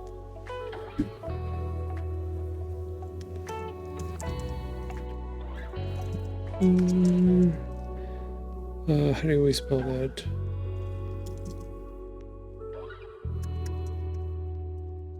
Step. And it's ANSWER. Answering. I think I spelled that right. Answering questions. Be answering QUEST questions and talking about the creative process. That sounds like me. Excuse me. I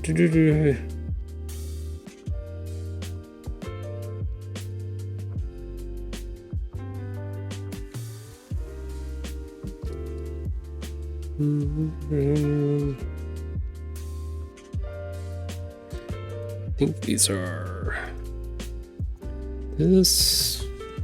I don't know why behind the scenes has these marks in it, but it does.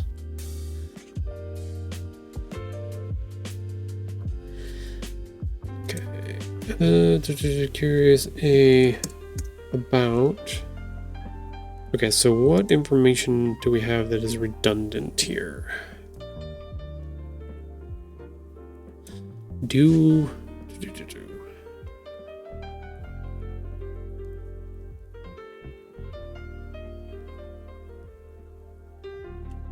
Okay. Yeah, we want to reorient this. We want the call to action at the beginning, and then the information about when and where to be after that. Might not need that information. There's another version of that.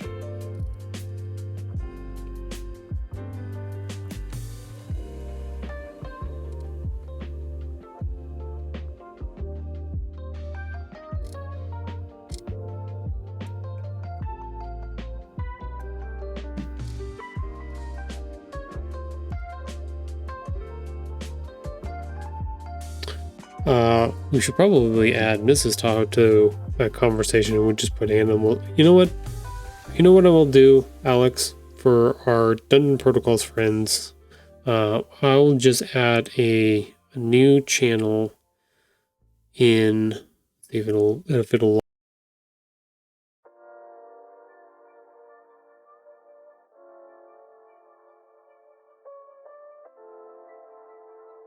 that's enough notifications now. Gotcha. Make sure this is still working correctly. Yep, okay.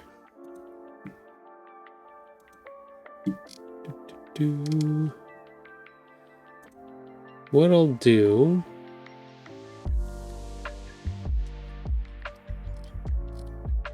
Yeah, let's just put them into the Animal Kingdom one.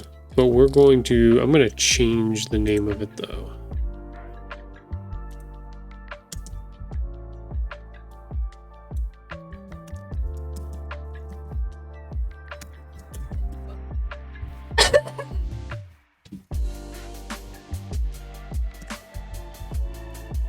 Okay, there we go. Pet friends. Hey, there we go.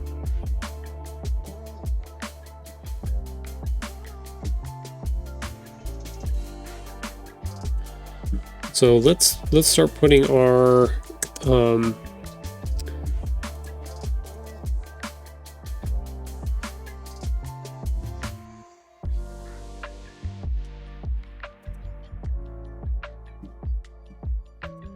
yeah, we'll start putting our animal stuff into the Pet Friends channel. Let's just share our stuff there. Bye, Dreamer.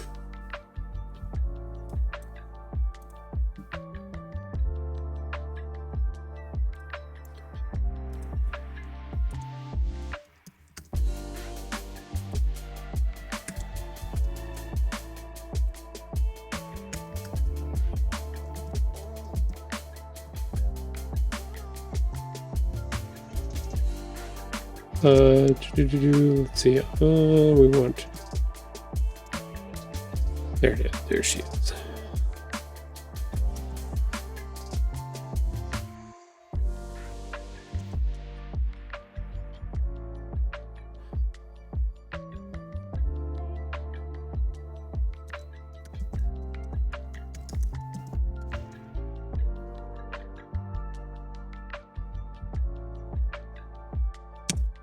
Okay, there we go.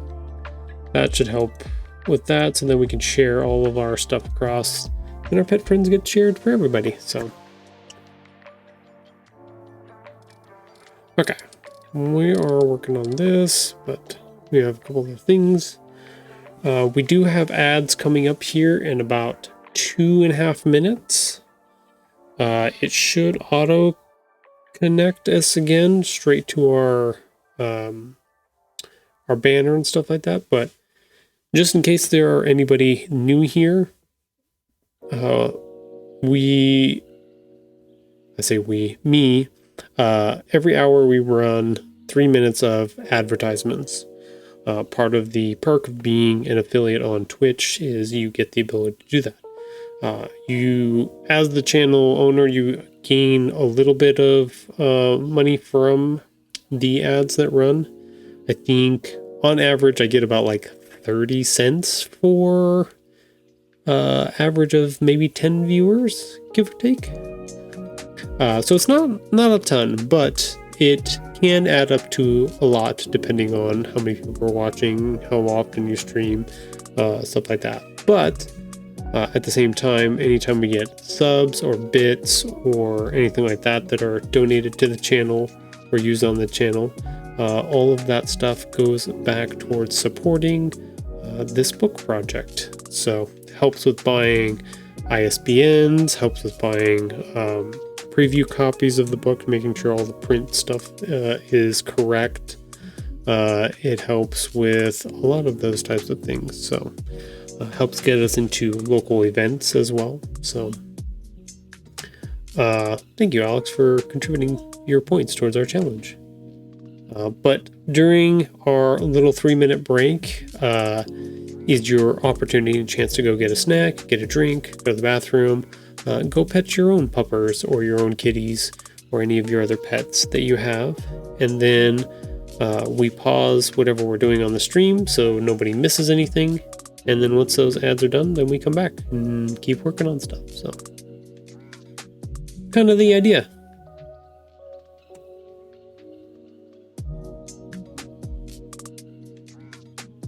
Trying to figure out how to do the things.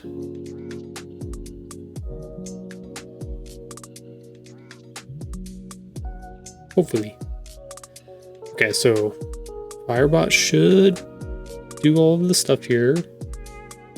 Let's see if it's going to do it. Should automatically do it by itself, but as soon as the ads pop up, it should activate the ads fold. If you are subscribed to the channel, you also don't have to watch the ads. And if you are a Prime member, you get one free Prime subscription a month, or one free one every 30 days. So you can use that on a Twitch channel if you'd like this one.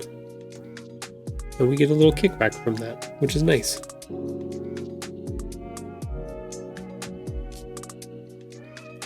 Also gives me a chance to go grab something to drink during that 3 minutes of break time as well. I call it an ad break, but it's more of a Tahoe break. If you are subscribed to the channel, you also get a little bit of extra time with me where you get to talk to me or ask me. Oh, there it is. Hey, look at that ads. For those subscribed to the channel, you get one-on-one time with me. Hi, I'm Tahoe. It's nice to meet you. I'm here. I'm doing things. I'm going to go get more things to drink. I will be right back. But I will be here.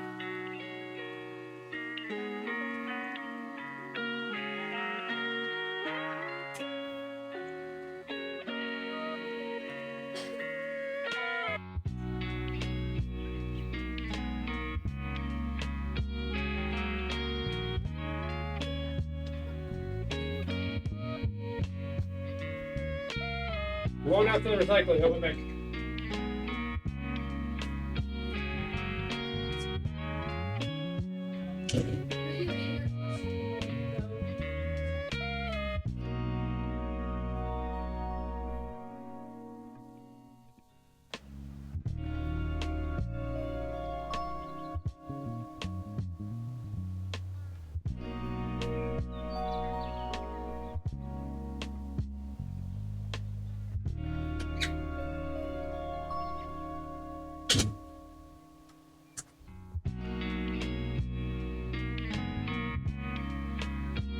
Okay, I'm back.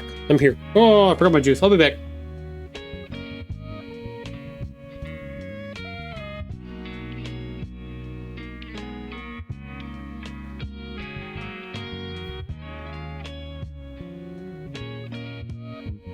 I went and got juice, filled up my glass, used up the rest of the orange juice in the container. Was like, you know what? I'll take this out to the recycling. It's recycling day anyways. Just walk out the front door, throw it in the bin real quick, come back in, walk over to the stream, be like, hi, and then I was like, oh yeah, I forgot I had juice. Had to go grab juice. That's how it works.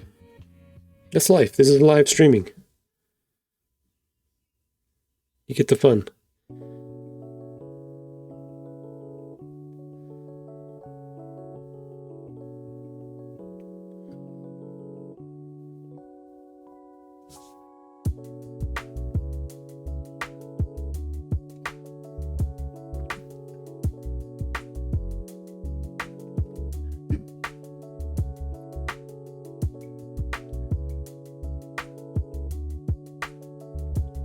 Oh.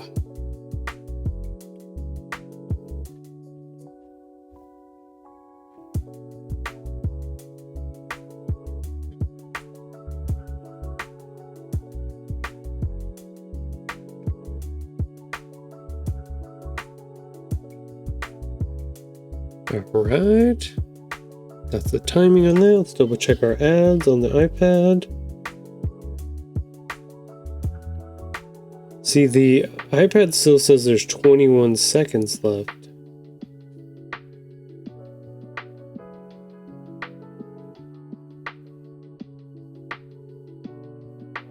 That's interesting. So they're not lining up with what? Are they can't be on that 20-second delay.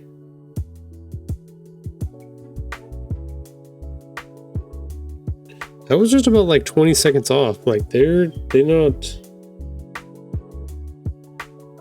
Maybe because I'm watching on the iPad on Safari rather than running it through their app.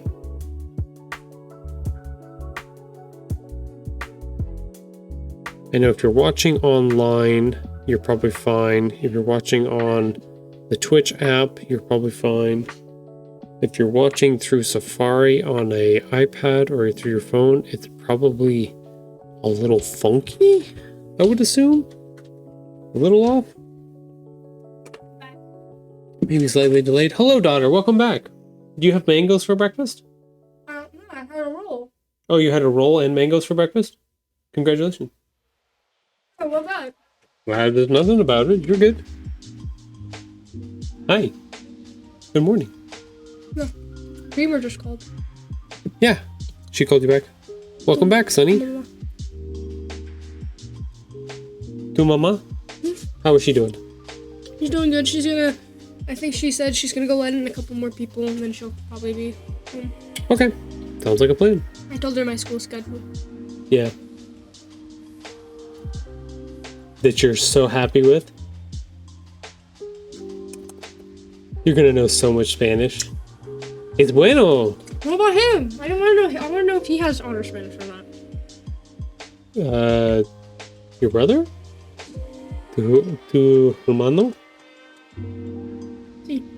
I don't know. He's probably not awake yet, huh? Why are you swimming without goggles? My vision is a little cloudy, but that's probably from swimming without goggles. Yeah, that'll do it. That'll do it, for sure. I was disconnected. You should tell her about the taco card being revoked if you fail. She knows. She knows the her taco card is in jeopardy at the moment. Let's just say that. Sonny, last year I got a high B in Spanish, so Okay. I think I'll be good. She got a high B in Spanish last year. Oh, you meant Dreamer? Okay. I'll let her know.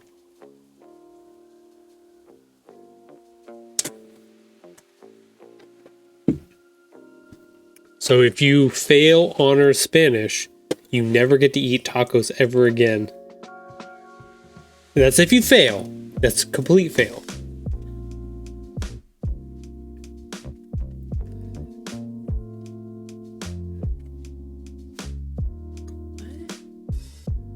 Okay, so if you completely fail, no tacos.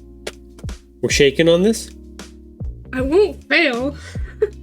But I have no guarantee, so I'm not gonna say. Oh, dang it. I only do bets or deals if I know I'm gonna win.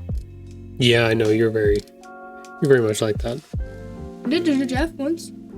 And you won too, I believe. Because I knew I was gonna win.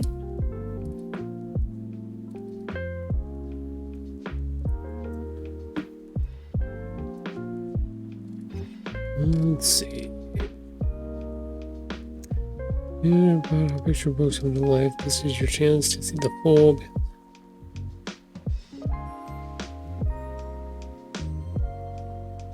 Wait, did Sonny ever take... Sonny, did you take Spanish? Sunny is Spanish. Yeah.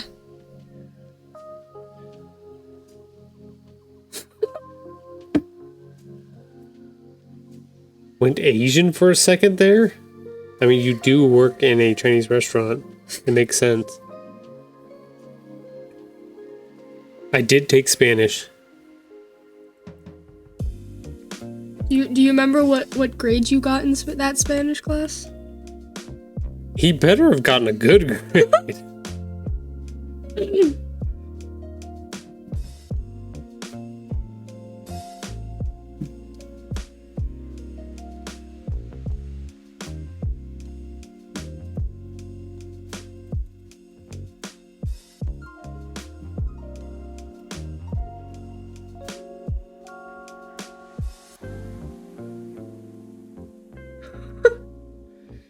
Was a borderline C/F student because I never did my homework, so my test scores were what kept me afloat. Yikes. I'm the opposite. I always do my homework, and that keeps me up. But my tests are always the things that bring me down because I'm really bad at this.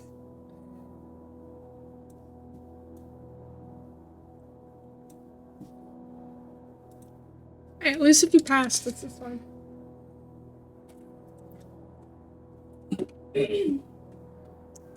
That's what she was.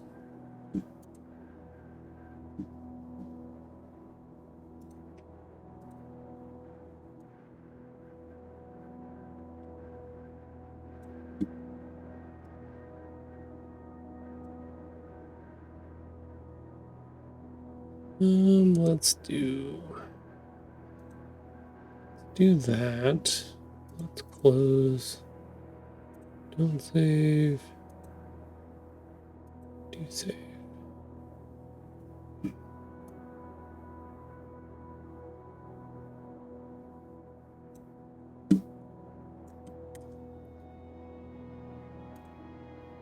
I got all the way to Spanish 5, and my teacher. Wait. So I knew what was being taught. I just didn't give my Spanish homework the time of day, and my teacher knew it.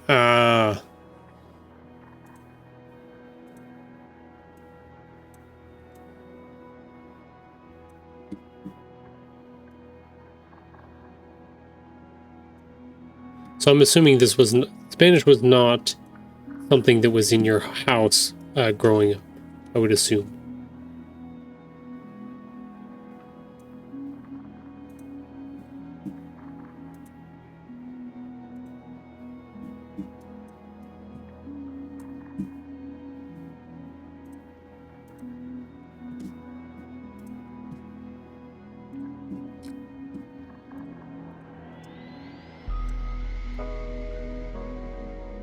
Oh, it was. Okay. That's what I thought.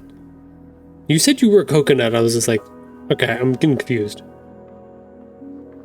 My last grading period, I went for full A's so I could get in Spanish Honor Society. That's funny. You're like, I'm gonna apply myself finally. I'm doing it.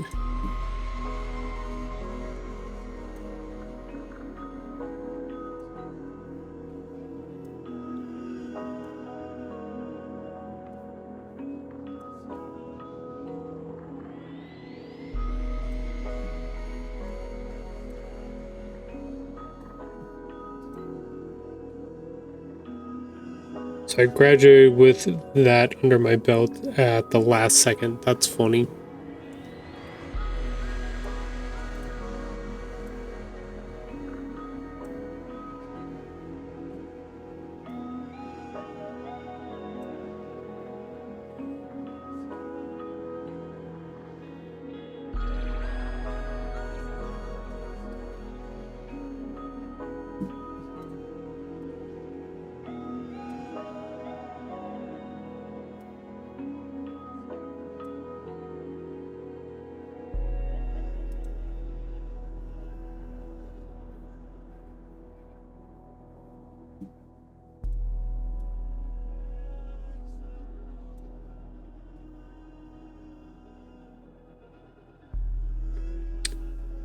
Trying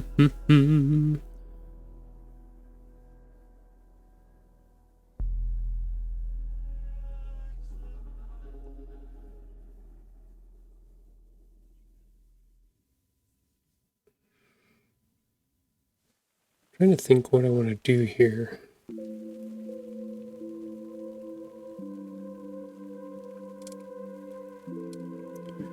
I want to be able to draw people in.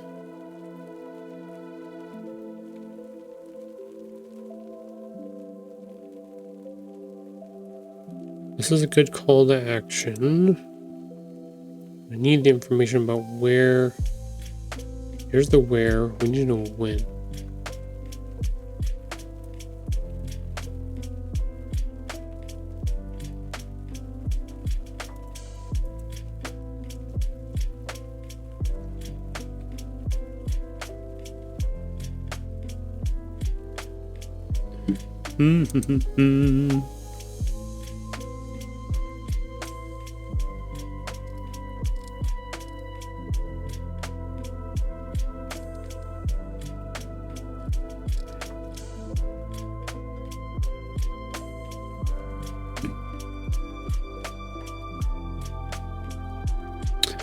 Might have to break it up into two.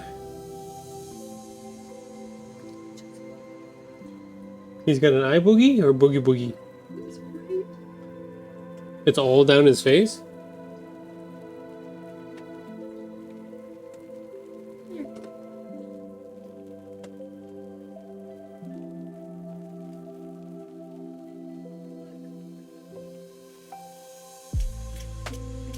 Oh yeah, that one's gonna have to get wiped off with a paper towel. Sorry, bud.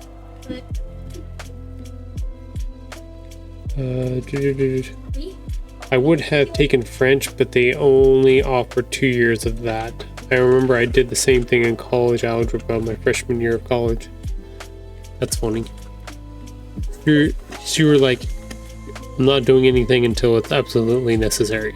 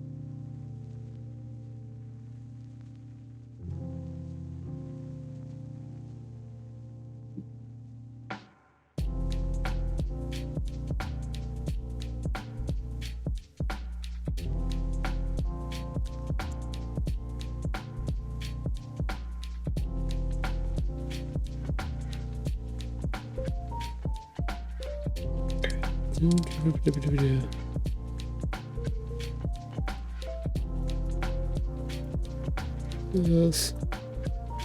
Here we go.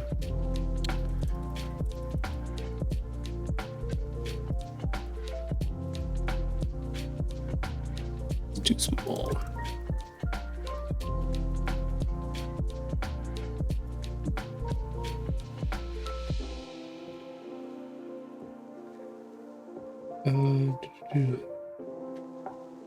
Unlike my son, he always likes to wait till the last minute and then hurry up, try to slam it all together right before it's due.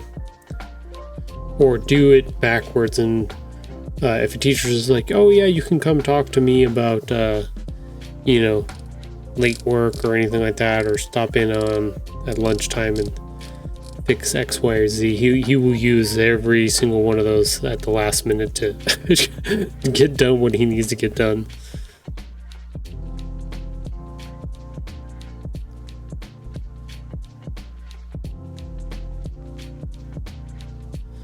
Okay, yeah, I think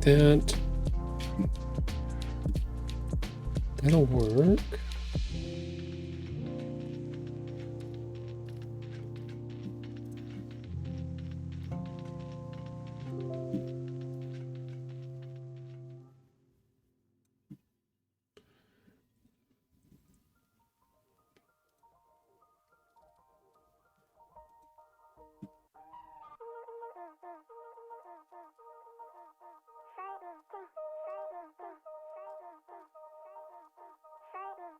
That's what I should have. I should have...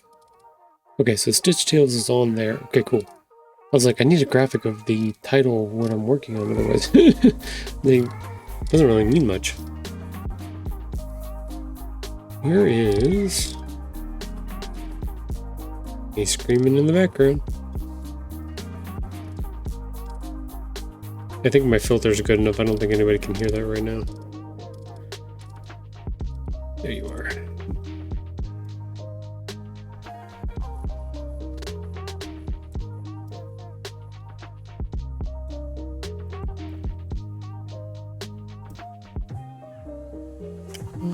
Do that.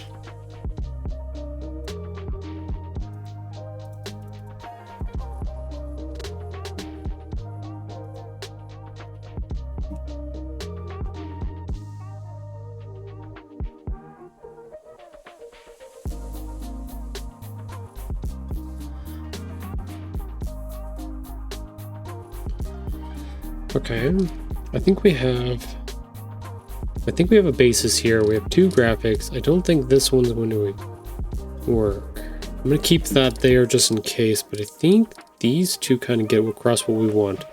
Got a call to action. We have information about the book project that's going to be worked on. We have where. I should actually... Let's swap that.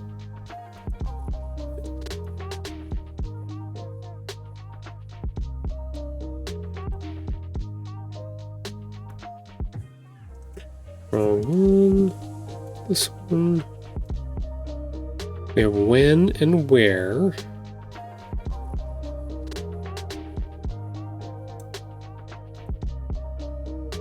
And what. What's going on. So we kind of have both, kind of repeat of the top and the bottom are the repeats.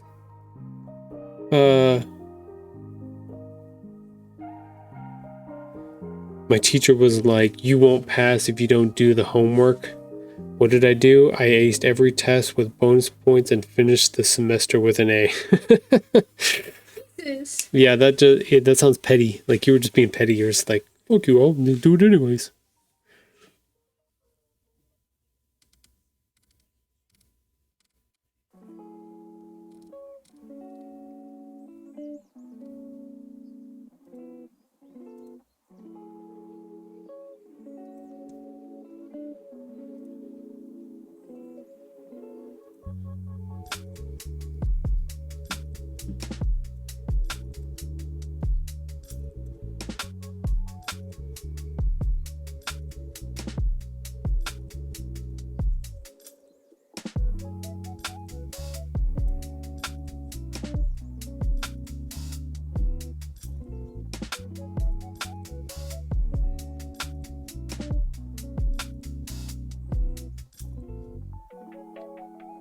with no homework turned in. So that's the thing, is like, I did very similar. I wouldn't say that drastic when I was in college.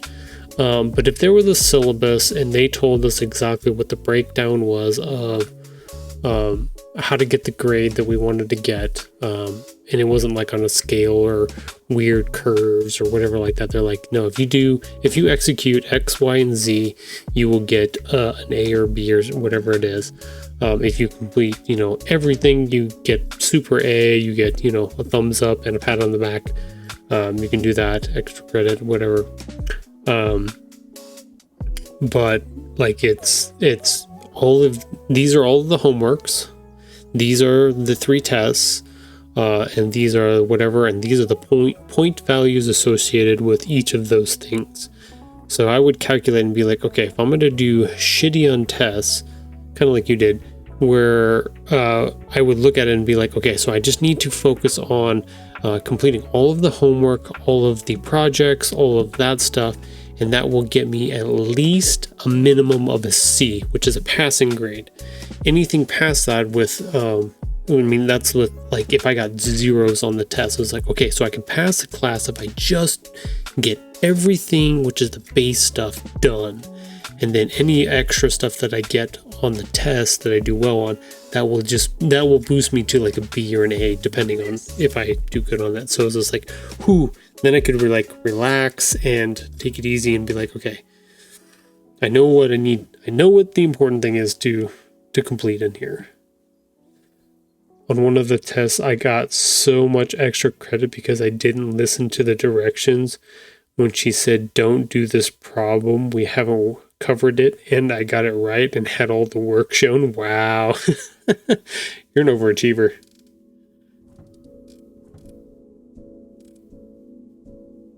That's funny. You were just crushing it and you just didn't know it.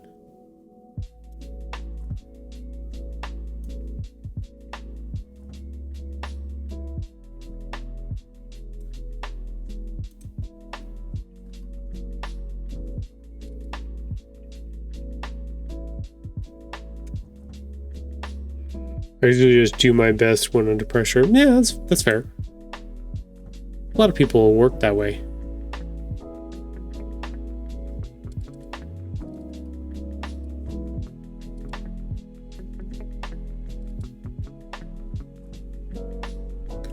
Yeah, I got my test and it was like, where did the extra points come from? And she was like, I said don't do the problem because we haven't covered it yet. She's like, stop being awesome, damn it.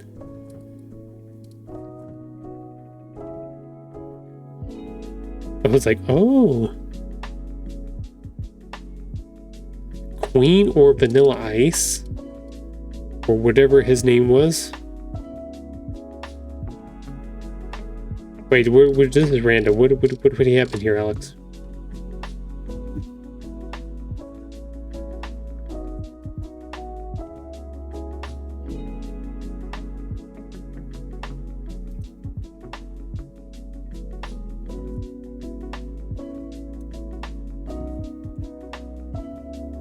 Who sang Under Pressure? Queen did. Yeah, it was Queen. Oh, I did. Yes. I see the joke now.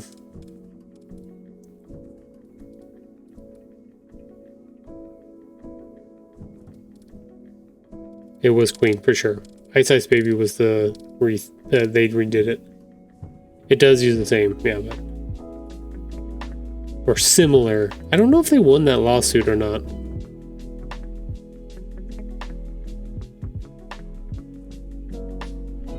There's been a few of those where God, there was a recent one too. I can't remember the artist's name. It wasn't Jack Johnson. It was where they were talking about like, oh, you use these chord progressions in your song, and those are our chord progressions. And the dude's like, that is the chord progression in every song. You can't claim 3 notes in a row that everybody plays in every song. It's like, no. Yeah, I think I don't remember if they sampled it or because I think if they sampled it, they got in trouble for it, but they changed one part of it. It was like how the dun dun duns work. Whatever the last note was a different octave, and that's what was changing how that was supposed to be. It was weird. I think it was in Vanilla's flavor, as it was technically different with an added note. Yes, that's what I heard too, Alex. There was a change or shift in the notes at the end of that beat that was supposedly made it different. I believe they won that case too, because I think they got sued by the record company.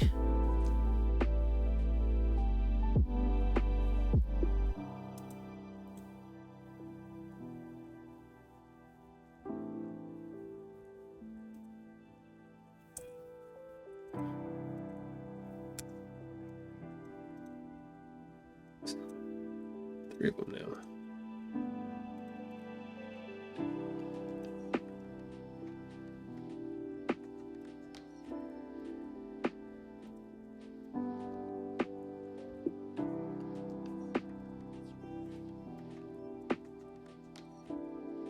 Come on, let me grab. Oh my gosh. Locked in. Stupid.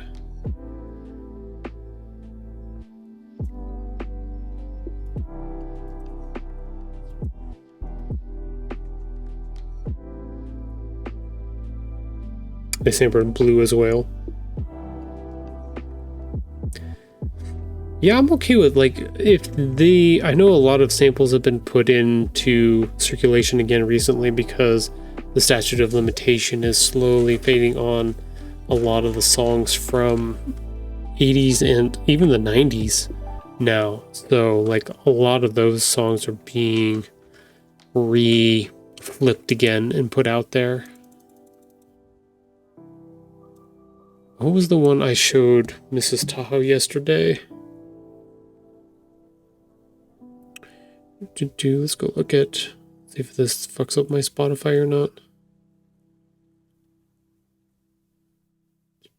Liked songs. It's The Chain by Counterpart. I can't play it on stream, unfortunately.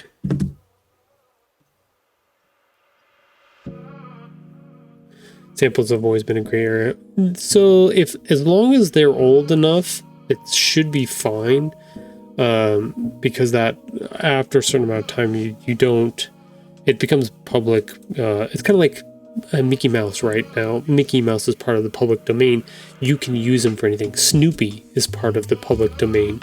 So there's a limitation of time that once that's completed, then he's basically available for anybody to do stuff with in that way. So those are two examples of what that looks like.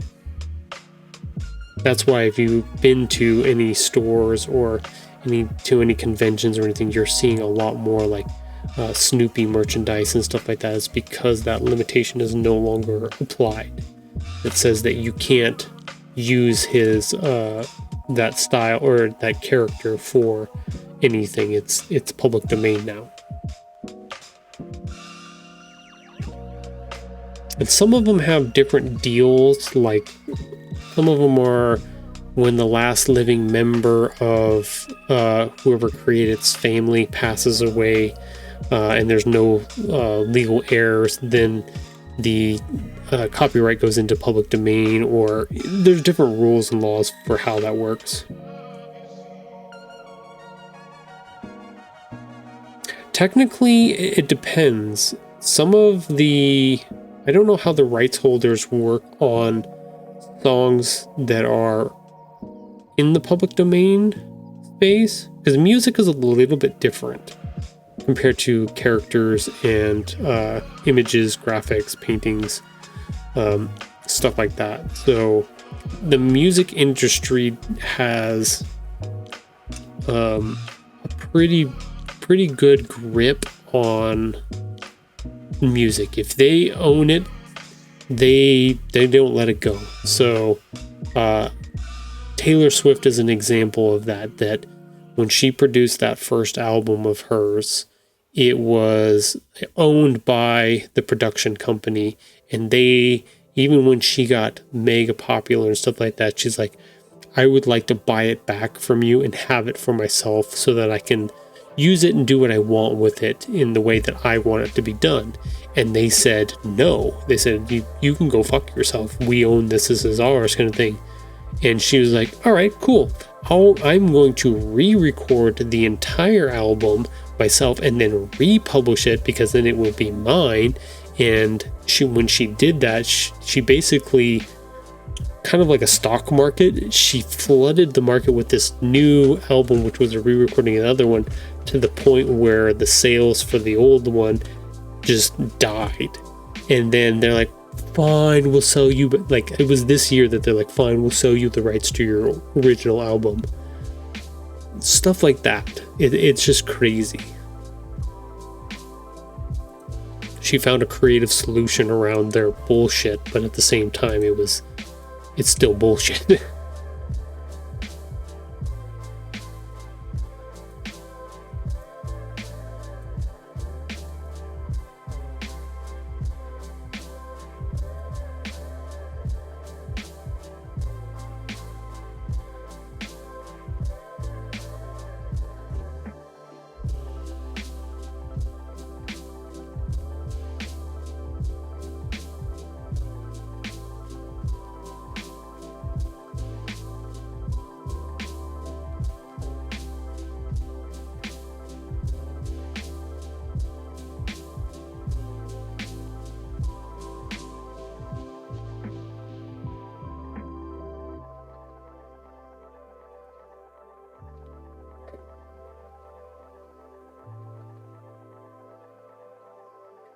We're sharing every step, answering questions, talking about the creative process.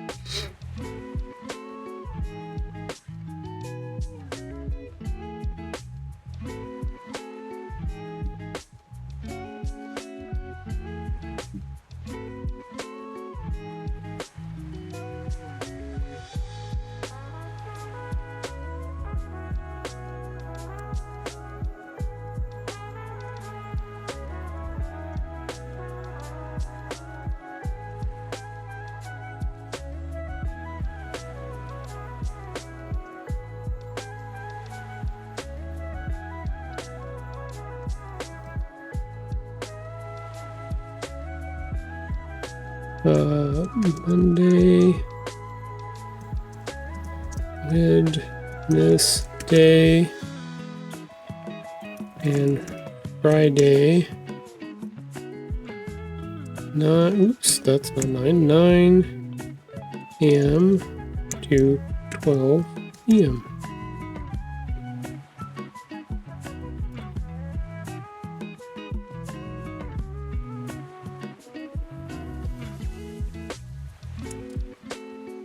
So this is the fun / ugly part of doing your own marketing and things like that, is that you have to come up with all the ways to try to get your stuff seen by people. Social media is the equalizer in those ways, especially if you don't have money to make targeted advertisements or pay for targeted advertisements in certain ways. So being a part of groups and different organizations and communities definitely helps with a lot of those things. Hence why I go to our monthly meetings here in Reno for our literary community, our Sierra Arts literary community. It's all about connecting with people, finding out when events are, and doing those things.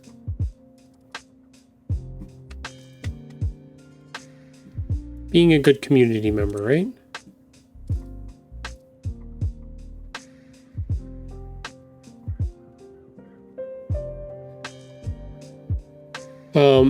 So Sunny, I know you were heading off to the pool, and Alex, you might be able to touch on this a little bit too.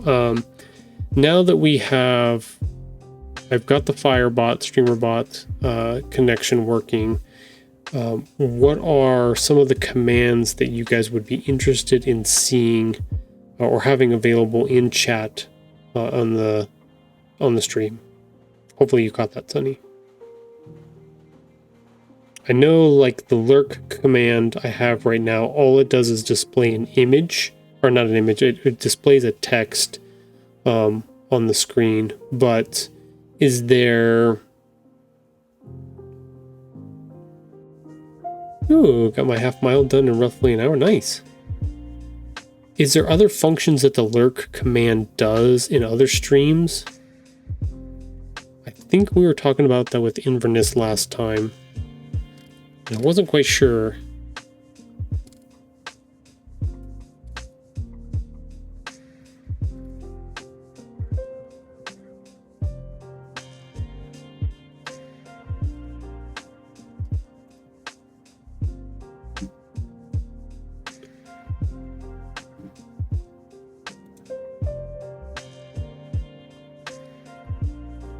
Is there?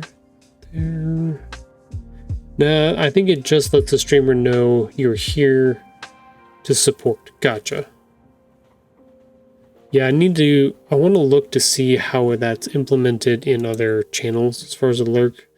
Because like when you did yours, it sent the message as me. I think that's what it did.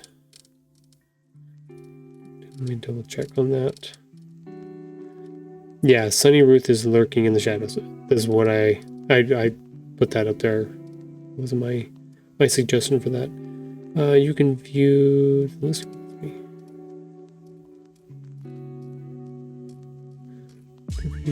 It did, yeah. Okay, so it comes... Is that how it normally comes from other streamers? Is it comes from the main account that's streaming?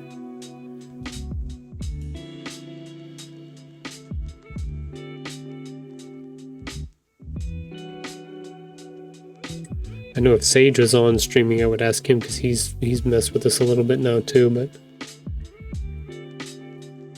I think I know the bot does it. It posts, like, it seems like it posts it on my behalf, is what it's doing.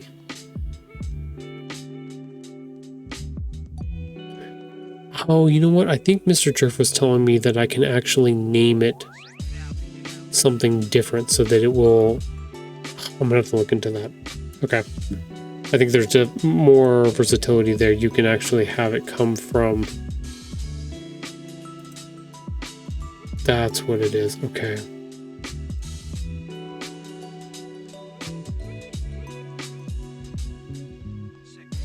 Like Magnetic Stream Elements does it. Yeah. Okay.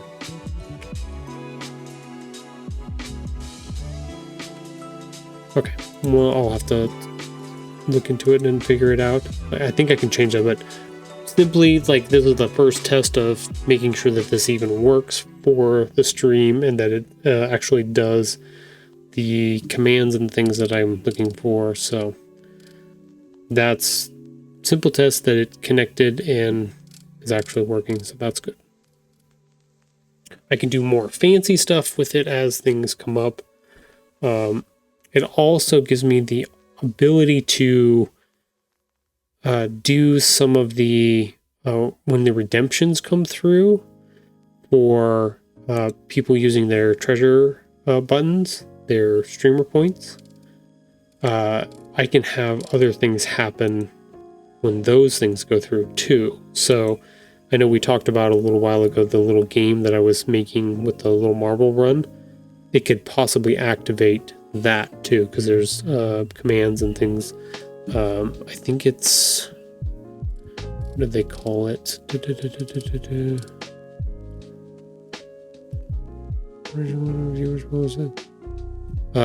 different things that you can do to then have it connect to other applications to trigger events and things that happen. So it can make it a little bit more interactive in certain ways. So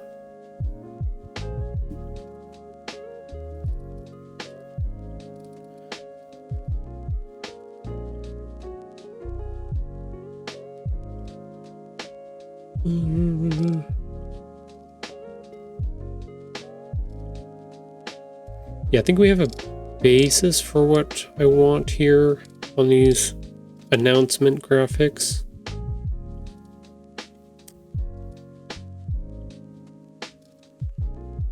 But I definitely need to mess with them a little bit more. They're not...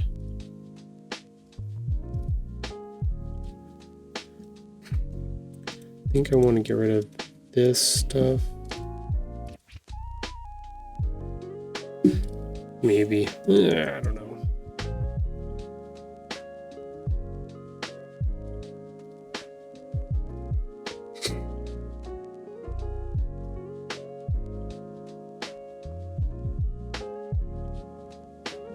I don't know. Got some stuff to mess with that. Need to go meditate on it a little bit. I know I want to... This is the next thing I want to set up. This is my weekly post for this week coming up, which I believe it says it's 29. I think I did that correctly. Let's double check real quick. We just completed number 28. That one's done. 29. That's the one. Yep, 29 is correct. Man, I can't believe it. We're already past the halfway point of the year. Crazy. Crazy, crazy.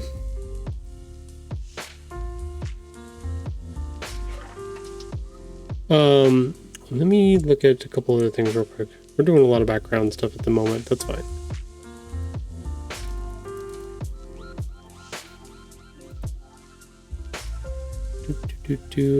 I'm looking to see who's... I need to get some other... I either would need Sage to be on streaming so that I can send over viewers to him, or... I know, Sunny, you're still at work, so that's probably not going to work, but... Yeah, I want to send people over from our stream. I want to raid other people as well. I definitely have been looking for some other accounts.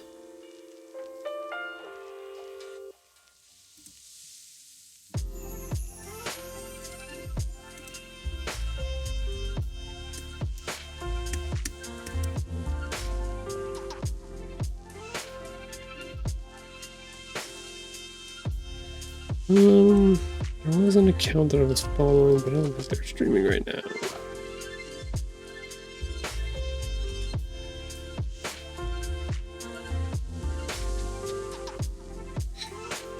I had 6 and was like, ooh, this is better than my one last time. It's always nice. It seemed like they were pretty stable 6 in there too. That wasn't like they were just kind of there.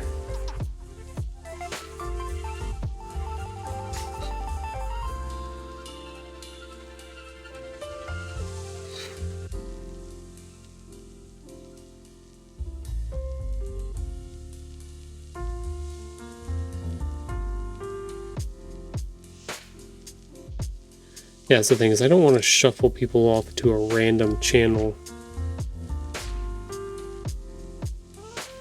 Adobe has their own channel? Interesting.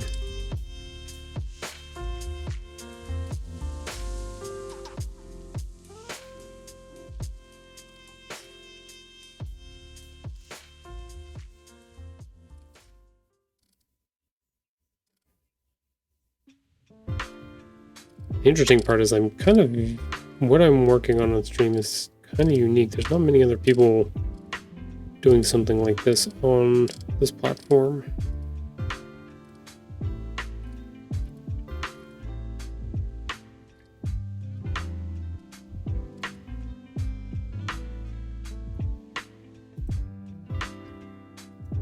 I'll have to work on that for next time. I know you were going to be on soon, so I had said it like half an hour that I'd be rating you, so my people knew what was happening after. Even told them the theme. Ooh, cool. It seemed like some of them stuck around for a little bit. Even though my viewership wasn't quiet, which is fine. That's the thing, is a view is a view in that space, especially once you get to affiliate. Because it's all just about, keeping that momentum and keeping, people there and viewing the stream and stuff like that. I'll just pull them off. But so it's one of those things where you start to build a little community where you kind of shuffle your viewers between each other. This way you're sharing and expanding that network kind of stuff. So that's the interesting part of like, if you're doing gaming and stuff like that and people are interested in the art streams, then yeah, it's a good or to the podcast or whatever like that. That's a good transfer. It's a good cool down in certain ways for certain things, or vice versa. It's depending on what you set up and with what kind of communities you've got together, you kind of all share in that space. I think it was interesting when Alex was talking to us on Saturday, and there are options to generate extra stream keys that you can give to people that can then stream onto your channel. So you become the broadcaster essentially with multiple shows from different people in certain ways. So like he could set up his own OBS, or he could run it through Xbox, or however somebody wants to stream doing that stuff. And they can stream to the channel. Like, since Dungeon Protocols is a community channel essentially, if people wanted to do that, they could. And then, like I've done or set up, that any of that money or revenue or anything that's generated from those things goes back into our stuff. It does our Christmas cards, it does admin gifts and stuff like that for Christmas. It possibly boosts our Discord server. All of that money just goes back into our own community in that way.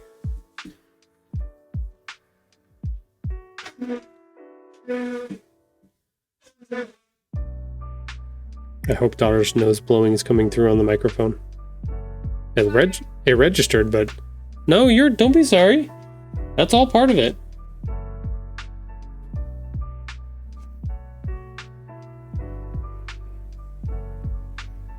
It was just funny that I noticed it was registering on there.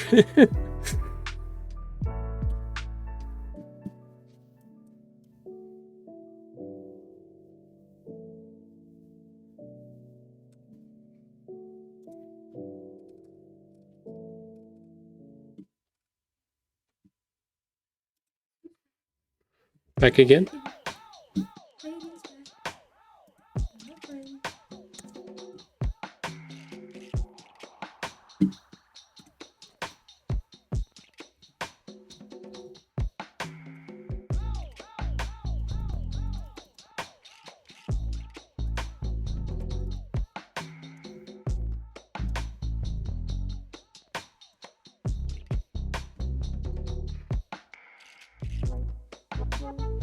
So then yes, yes, the nose came through. I thought so. I thought it was a chair scratching the floor. No, that's just a nose blows.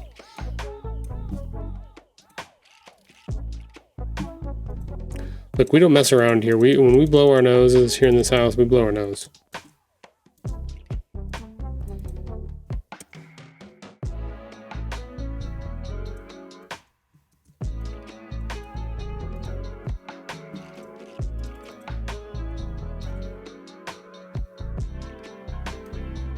split again.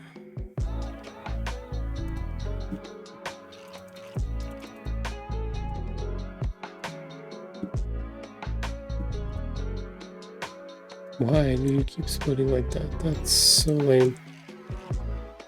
Nope, did it again. Why do you keep doing that?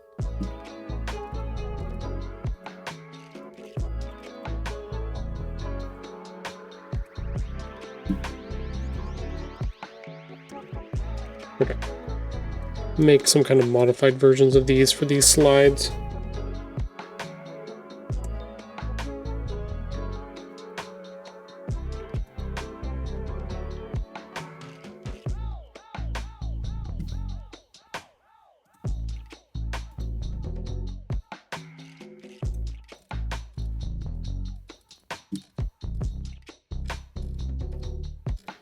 So we want this to go over somewhere in here.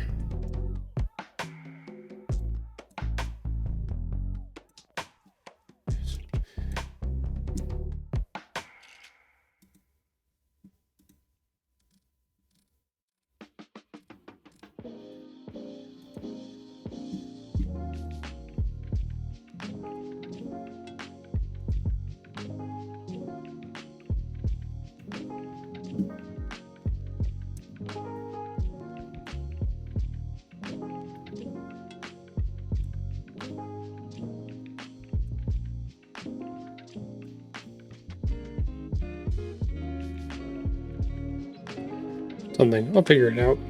Just kind of throwing ideas together. No, you don't see, you don't smell anything. Oh, he smells Go it. away. No. Daughter's eating mac and cheese behind me, and the cat is like, "Oh, do you have food? Hello, friend." You have so much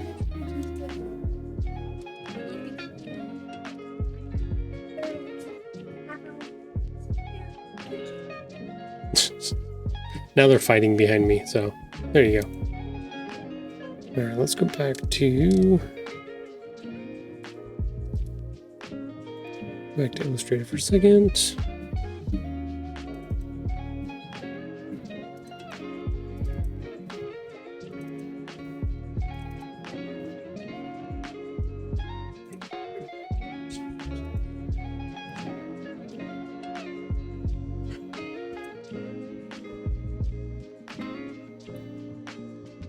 Got a picture of that.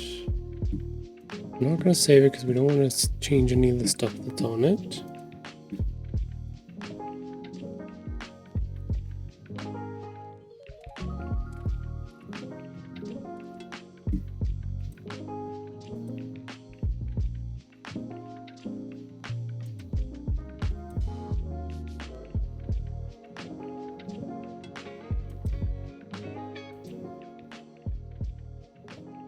Okay.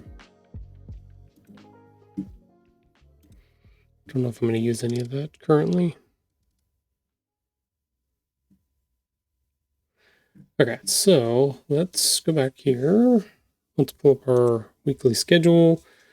We should have ads that are going to show up sometime soonish here. We'll have this ready to go.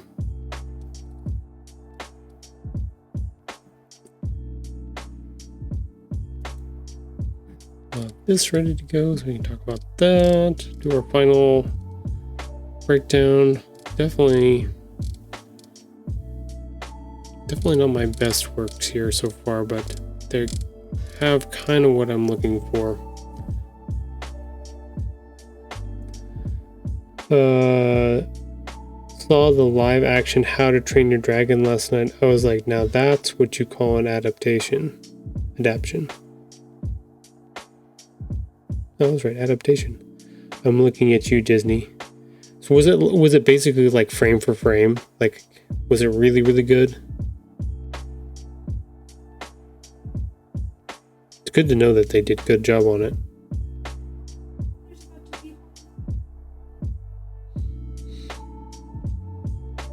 What's up? What'd you say, daughter? Mama is gonna go. It's like. Okay. Please. it was really good keeping in line with it. Oh, good.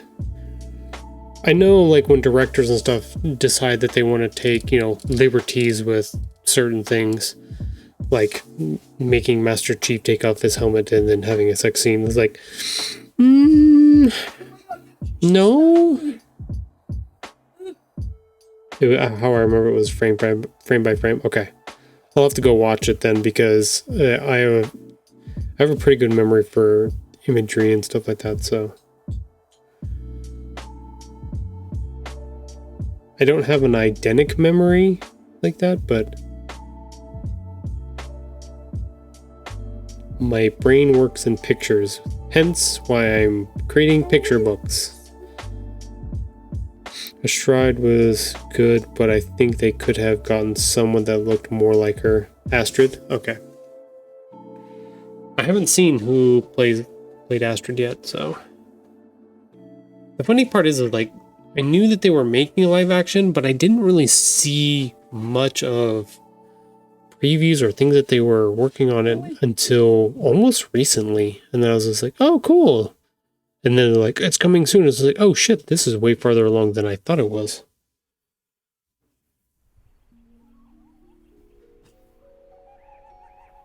Yeah. It was a sleeper, is what it was. They fooled us.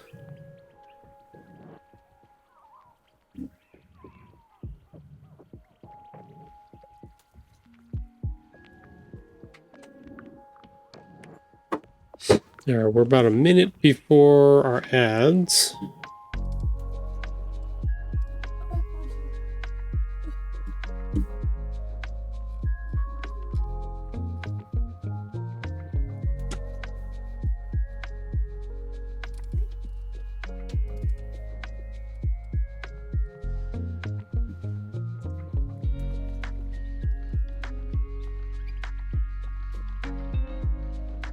This is way too sensitive. Okay. I think Lilo and Stitch to the spotlight, but they changed it up, which I refused to go watch. And when I heard about it, yeah, that one was one of those ones that was really, really tough to, like, why they would change that stuff so drastically is like, wow. All right, stream, we are getting ready for our third and final ad break here. It should be popping up here any second now. We will pause for now, and then when we get back, we'll do our wrap up. Damn, that was fast. Yeah, it wasn't like Lilo and Stitch is a good movie, and I don't know how they could mess that one up. People love that character. I felt they casted Lilo perfectly, but then changed the story. Yeah. The funny part is like that story doesn't feel too, the old story doesn't feel too off of culture or anything like that, or like some movies need to be updated from that are old. That makes sense. They just, whatever the times and periods and jokes or whatever like that just don't translate well, but that one still felt relatively still connected in certain ways. So why they would try to change that drastically seemed weird.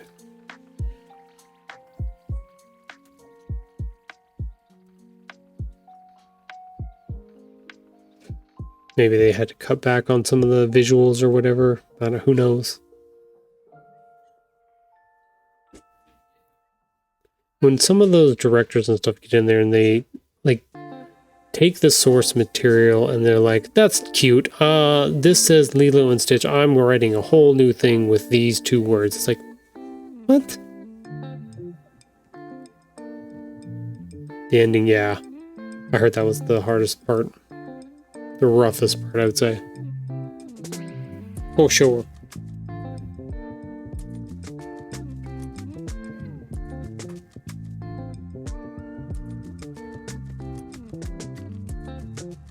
Yeah, that's the crazy part, is that even that franchise is all about family. Even the other movies attached to it, or the TV series and stuff like that, it was all about family, about him finding family and then finding out that he's not the only one that escaped or anything like that, and going and finding those. And like, that is like the whole part of that, the whole Hawaiian culture and everything, family. like if you take that out of the movie, it's like, what the fuck is the movie then? That was the premise.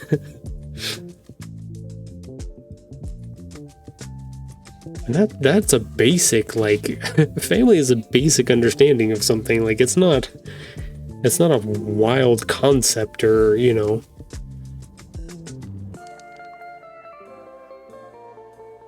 I don't think it was that either. I think it's just direction and stuff like that. And I went to art school, and there were too many people there that were so much fluff and not any substance, that it's like they were just there to trip their own ego 99% of the time. And I'm not considering, this is why I'm not a very good, you know, I'm quote unquote artist, and so I'm an artist for the common man, not the elites and the rich people that I went to school with and shit like that. So I have no idea what was going on in their thought. It's just, I don't know.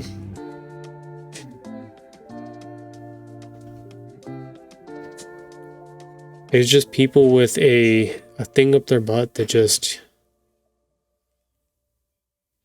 yeah, I don't know.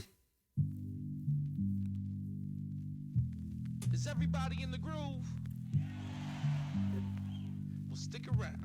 We're just warming up, baby. Yeah. That was the interesting thing. Even like the live action, like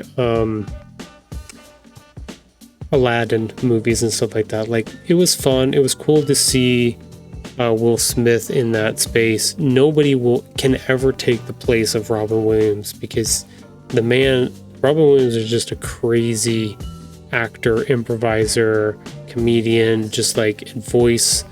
There's nobody that can ever change what he did with that original character and story. Now, you can tell all the other stories that you want, and I kind of like that the story that they did do with Will Smith and stuff like that was different, right? There's like alternate universe stuff. It's like, okay, this can be detached in its way, because it's not 100% connected to the source material in that way. It's just like, okay, I'm okay with that.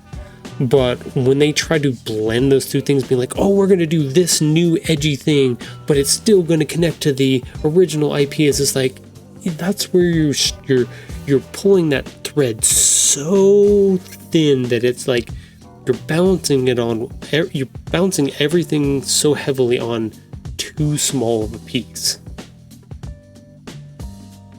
Right. But that's the thing, is like, I can look at Robin and Will Smith and say those are two very different movies that I watched. It's like trying to compare Shaquille O'Neal and when he did that movie where he was a genie, you know what I mean, back in the 90s, and be like, oh yeah, him and Robin. It's like, no, it's like you're just kind of working in that theme, idea, style, whatever like that. But those seem separate because they're not connected to each other so drastically in certain ways. Like, if they would have told like a before story, a precursor, if they would have told an after story with that stuff, that would have made even more like sense in a certain way. But if they're like trying to hype it as this is just a retelling of the exact same story but in live action, but then they just drastically, like Leland says, just change what the premise of the whole thing is, it's like, well, what are you actually telling here? What story whose story are you telling? It's hard. IPs are hard. Like, I worry about that with my stuff. If for some reason I get to a point someday where anybody might want my characters, my stories, whatever like that, a lot of those big companies and stuff like that, they they have entrenched in themselves a whole system that they know works, and they have to fit all of those pieces into the systems that they know work. And this way they can make their profits and get the projects done, and make that cyclical part of it, right? They make that roundabout. But at the same time, this is why I didn't traditionally publish my books, is that then there's more chefs in the kitchen, and it gets pulled and tangled and weaved and distorted and all the different ways until it gets to an endpoint that you don't know. There's no growth at a cookie cutter. Yeah, that too. And it's really hard to start new IPs right now because nobody wants to invest in that. It's too much of a risk right now, which is understandable, but it's hard. It's one of those things we're probably in that period of time creatively where that's why you're seeing so many remakes, reboots, all of those things, is because they're desperate, we need new things, but we can't take risks on new things at this moment, so we have to pull whatever IPs that we have on us to be able to do. And then once the times and stuff like that shift again, then they'll be able to dump more monies back into creative projects and stuff like that, one-offs or whatever. But the payoff, if it's done right, that's the thing, is if it is done right, it can hit really, really well. But it's almost like chasing virality, right? You can chase going viral on social medias if you want to. It's a lot of work. It doesn't always pay off, but if it does, it can launch a lot of things. But it's that 1 in 1 million chance. It's not stable in certain ways. So it's hard. It's hard to say, hard to see. You look at K-pop Demon Hunters, just massive success, but nobody promoted that, nobody said anything. It just, one of those things that hit Netflix and people saw it, and they were just wow, this is amazing, and just kaboom, huge kind of thing. It was a weird, random kind of thing. It's good. I would, if you like watching anime and stuff like that, it definitely hits on all of those heels for sure. It's like watching a modern musical is what it is.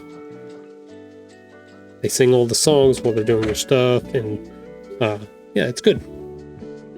Good story, very empowering, very powerful, very good one. Lots of action, lots of fun, silliness. I hope they don't take and try to rush out a second and third movie now that they've hit some kind of vein that they've hit that's just super popular. I hope they don't crush it by trying to do too much too fast now. It's one of those movies, Sonny, that I think if they would have instead taken it and broken it up into a 12-part series, it would have had so much more impact. They could have done so much with it, with other anime episodes and stuff. I always say I hate musicals, and then I watch Disney. You're a sucker for it. We all are. It's good fun. It's just simple.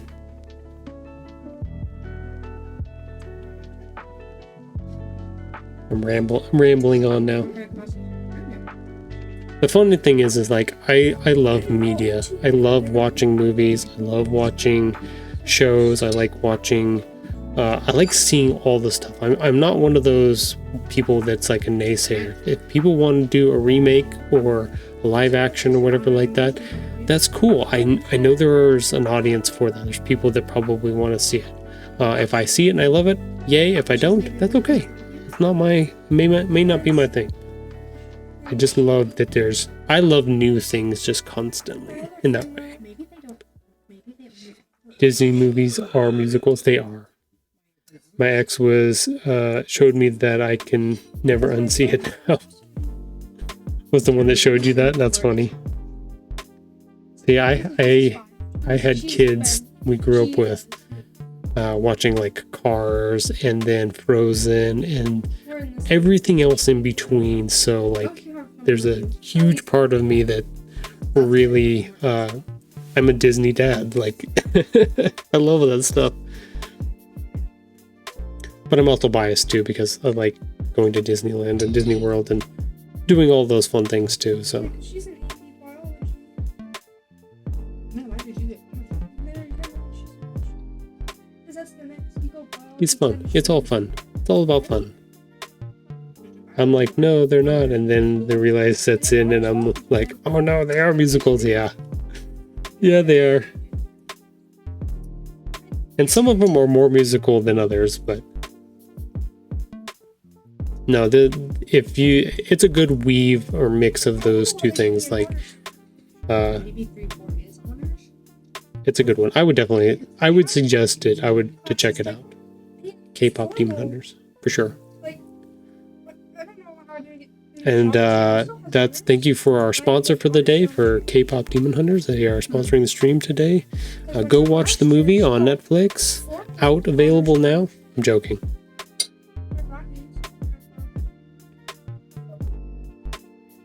If you don't like Derpy the Tiger, then you're a bad human being. If you haven't seen the movie, go find Derpy. You'll love him. Mr. Fitzgerald. You don't get to win. All right, stream. Let's do our wrap up here. Thank you everybody for coming in here. Thank you, Sunny. Thank you, Mr. Alex. Thank you, Ghost Guy. Thank you, Dreamer. Thank you, B-Shack. Thank everybody here for coming by and watching today. We have our schedule up on the screen at the moment. We will be back, or I will be back on Wednesday between 9 and 11. It's a little bit shorter on Wednesdays, but I will be here. And then Friday, we'll be back from 9 to 12. So, and don't forget, we also do our Sunday podcasts as well. Hey, thank you, Sunny, for the gifted sub to the Husker Pups. I appreciate that. Is she watching? Are you watching the stream, daughter? Oh, okay. You got a sub from Sunny. Thank you, Sunny. I appreciate that. Thank you, Sunny. She says thank you. Yeah, you probably heard that, huh? Alright, stream. Well, I hope you have a good rest of your Monday afternoon. Don't work too hard. If you have to be out in the sun, definitely get yourself some water. And then find a nice cool spot to hang out later this afternoon. But yeah, have a good day, and I will see you all on Wednesday. Bye!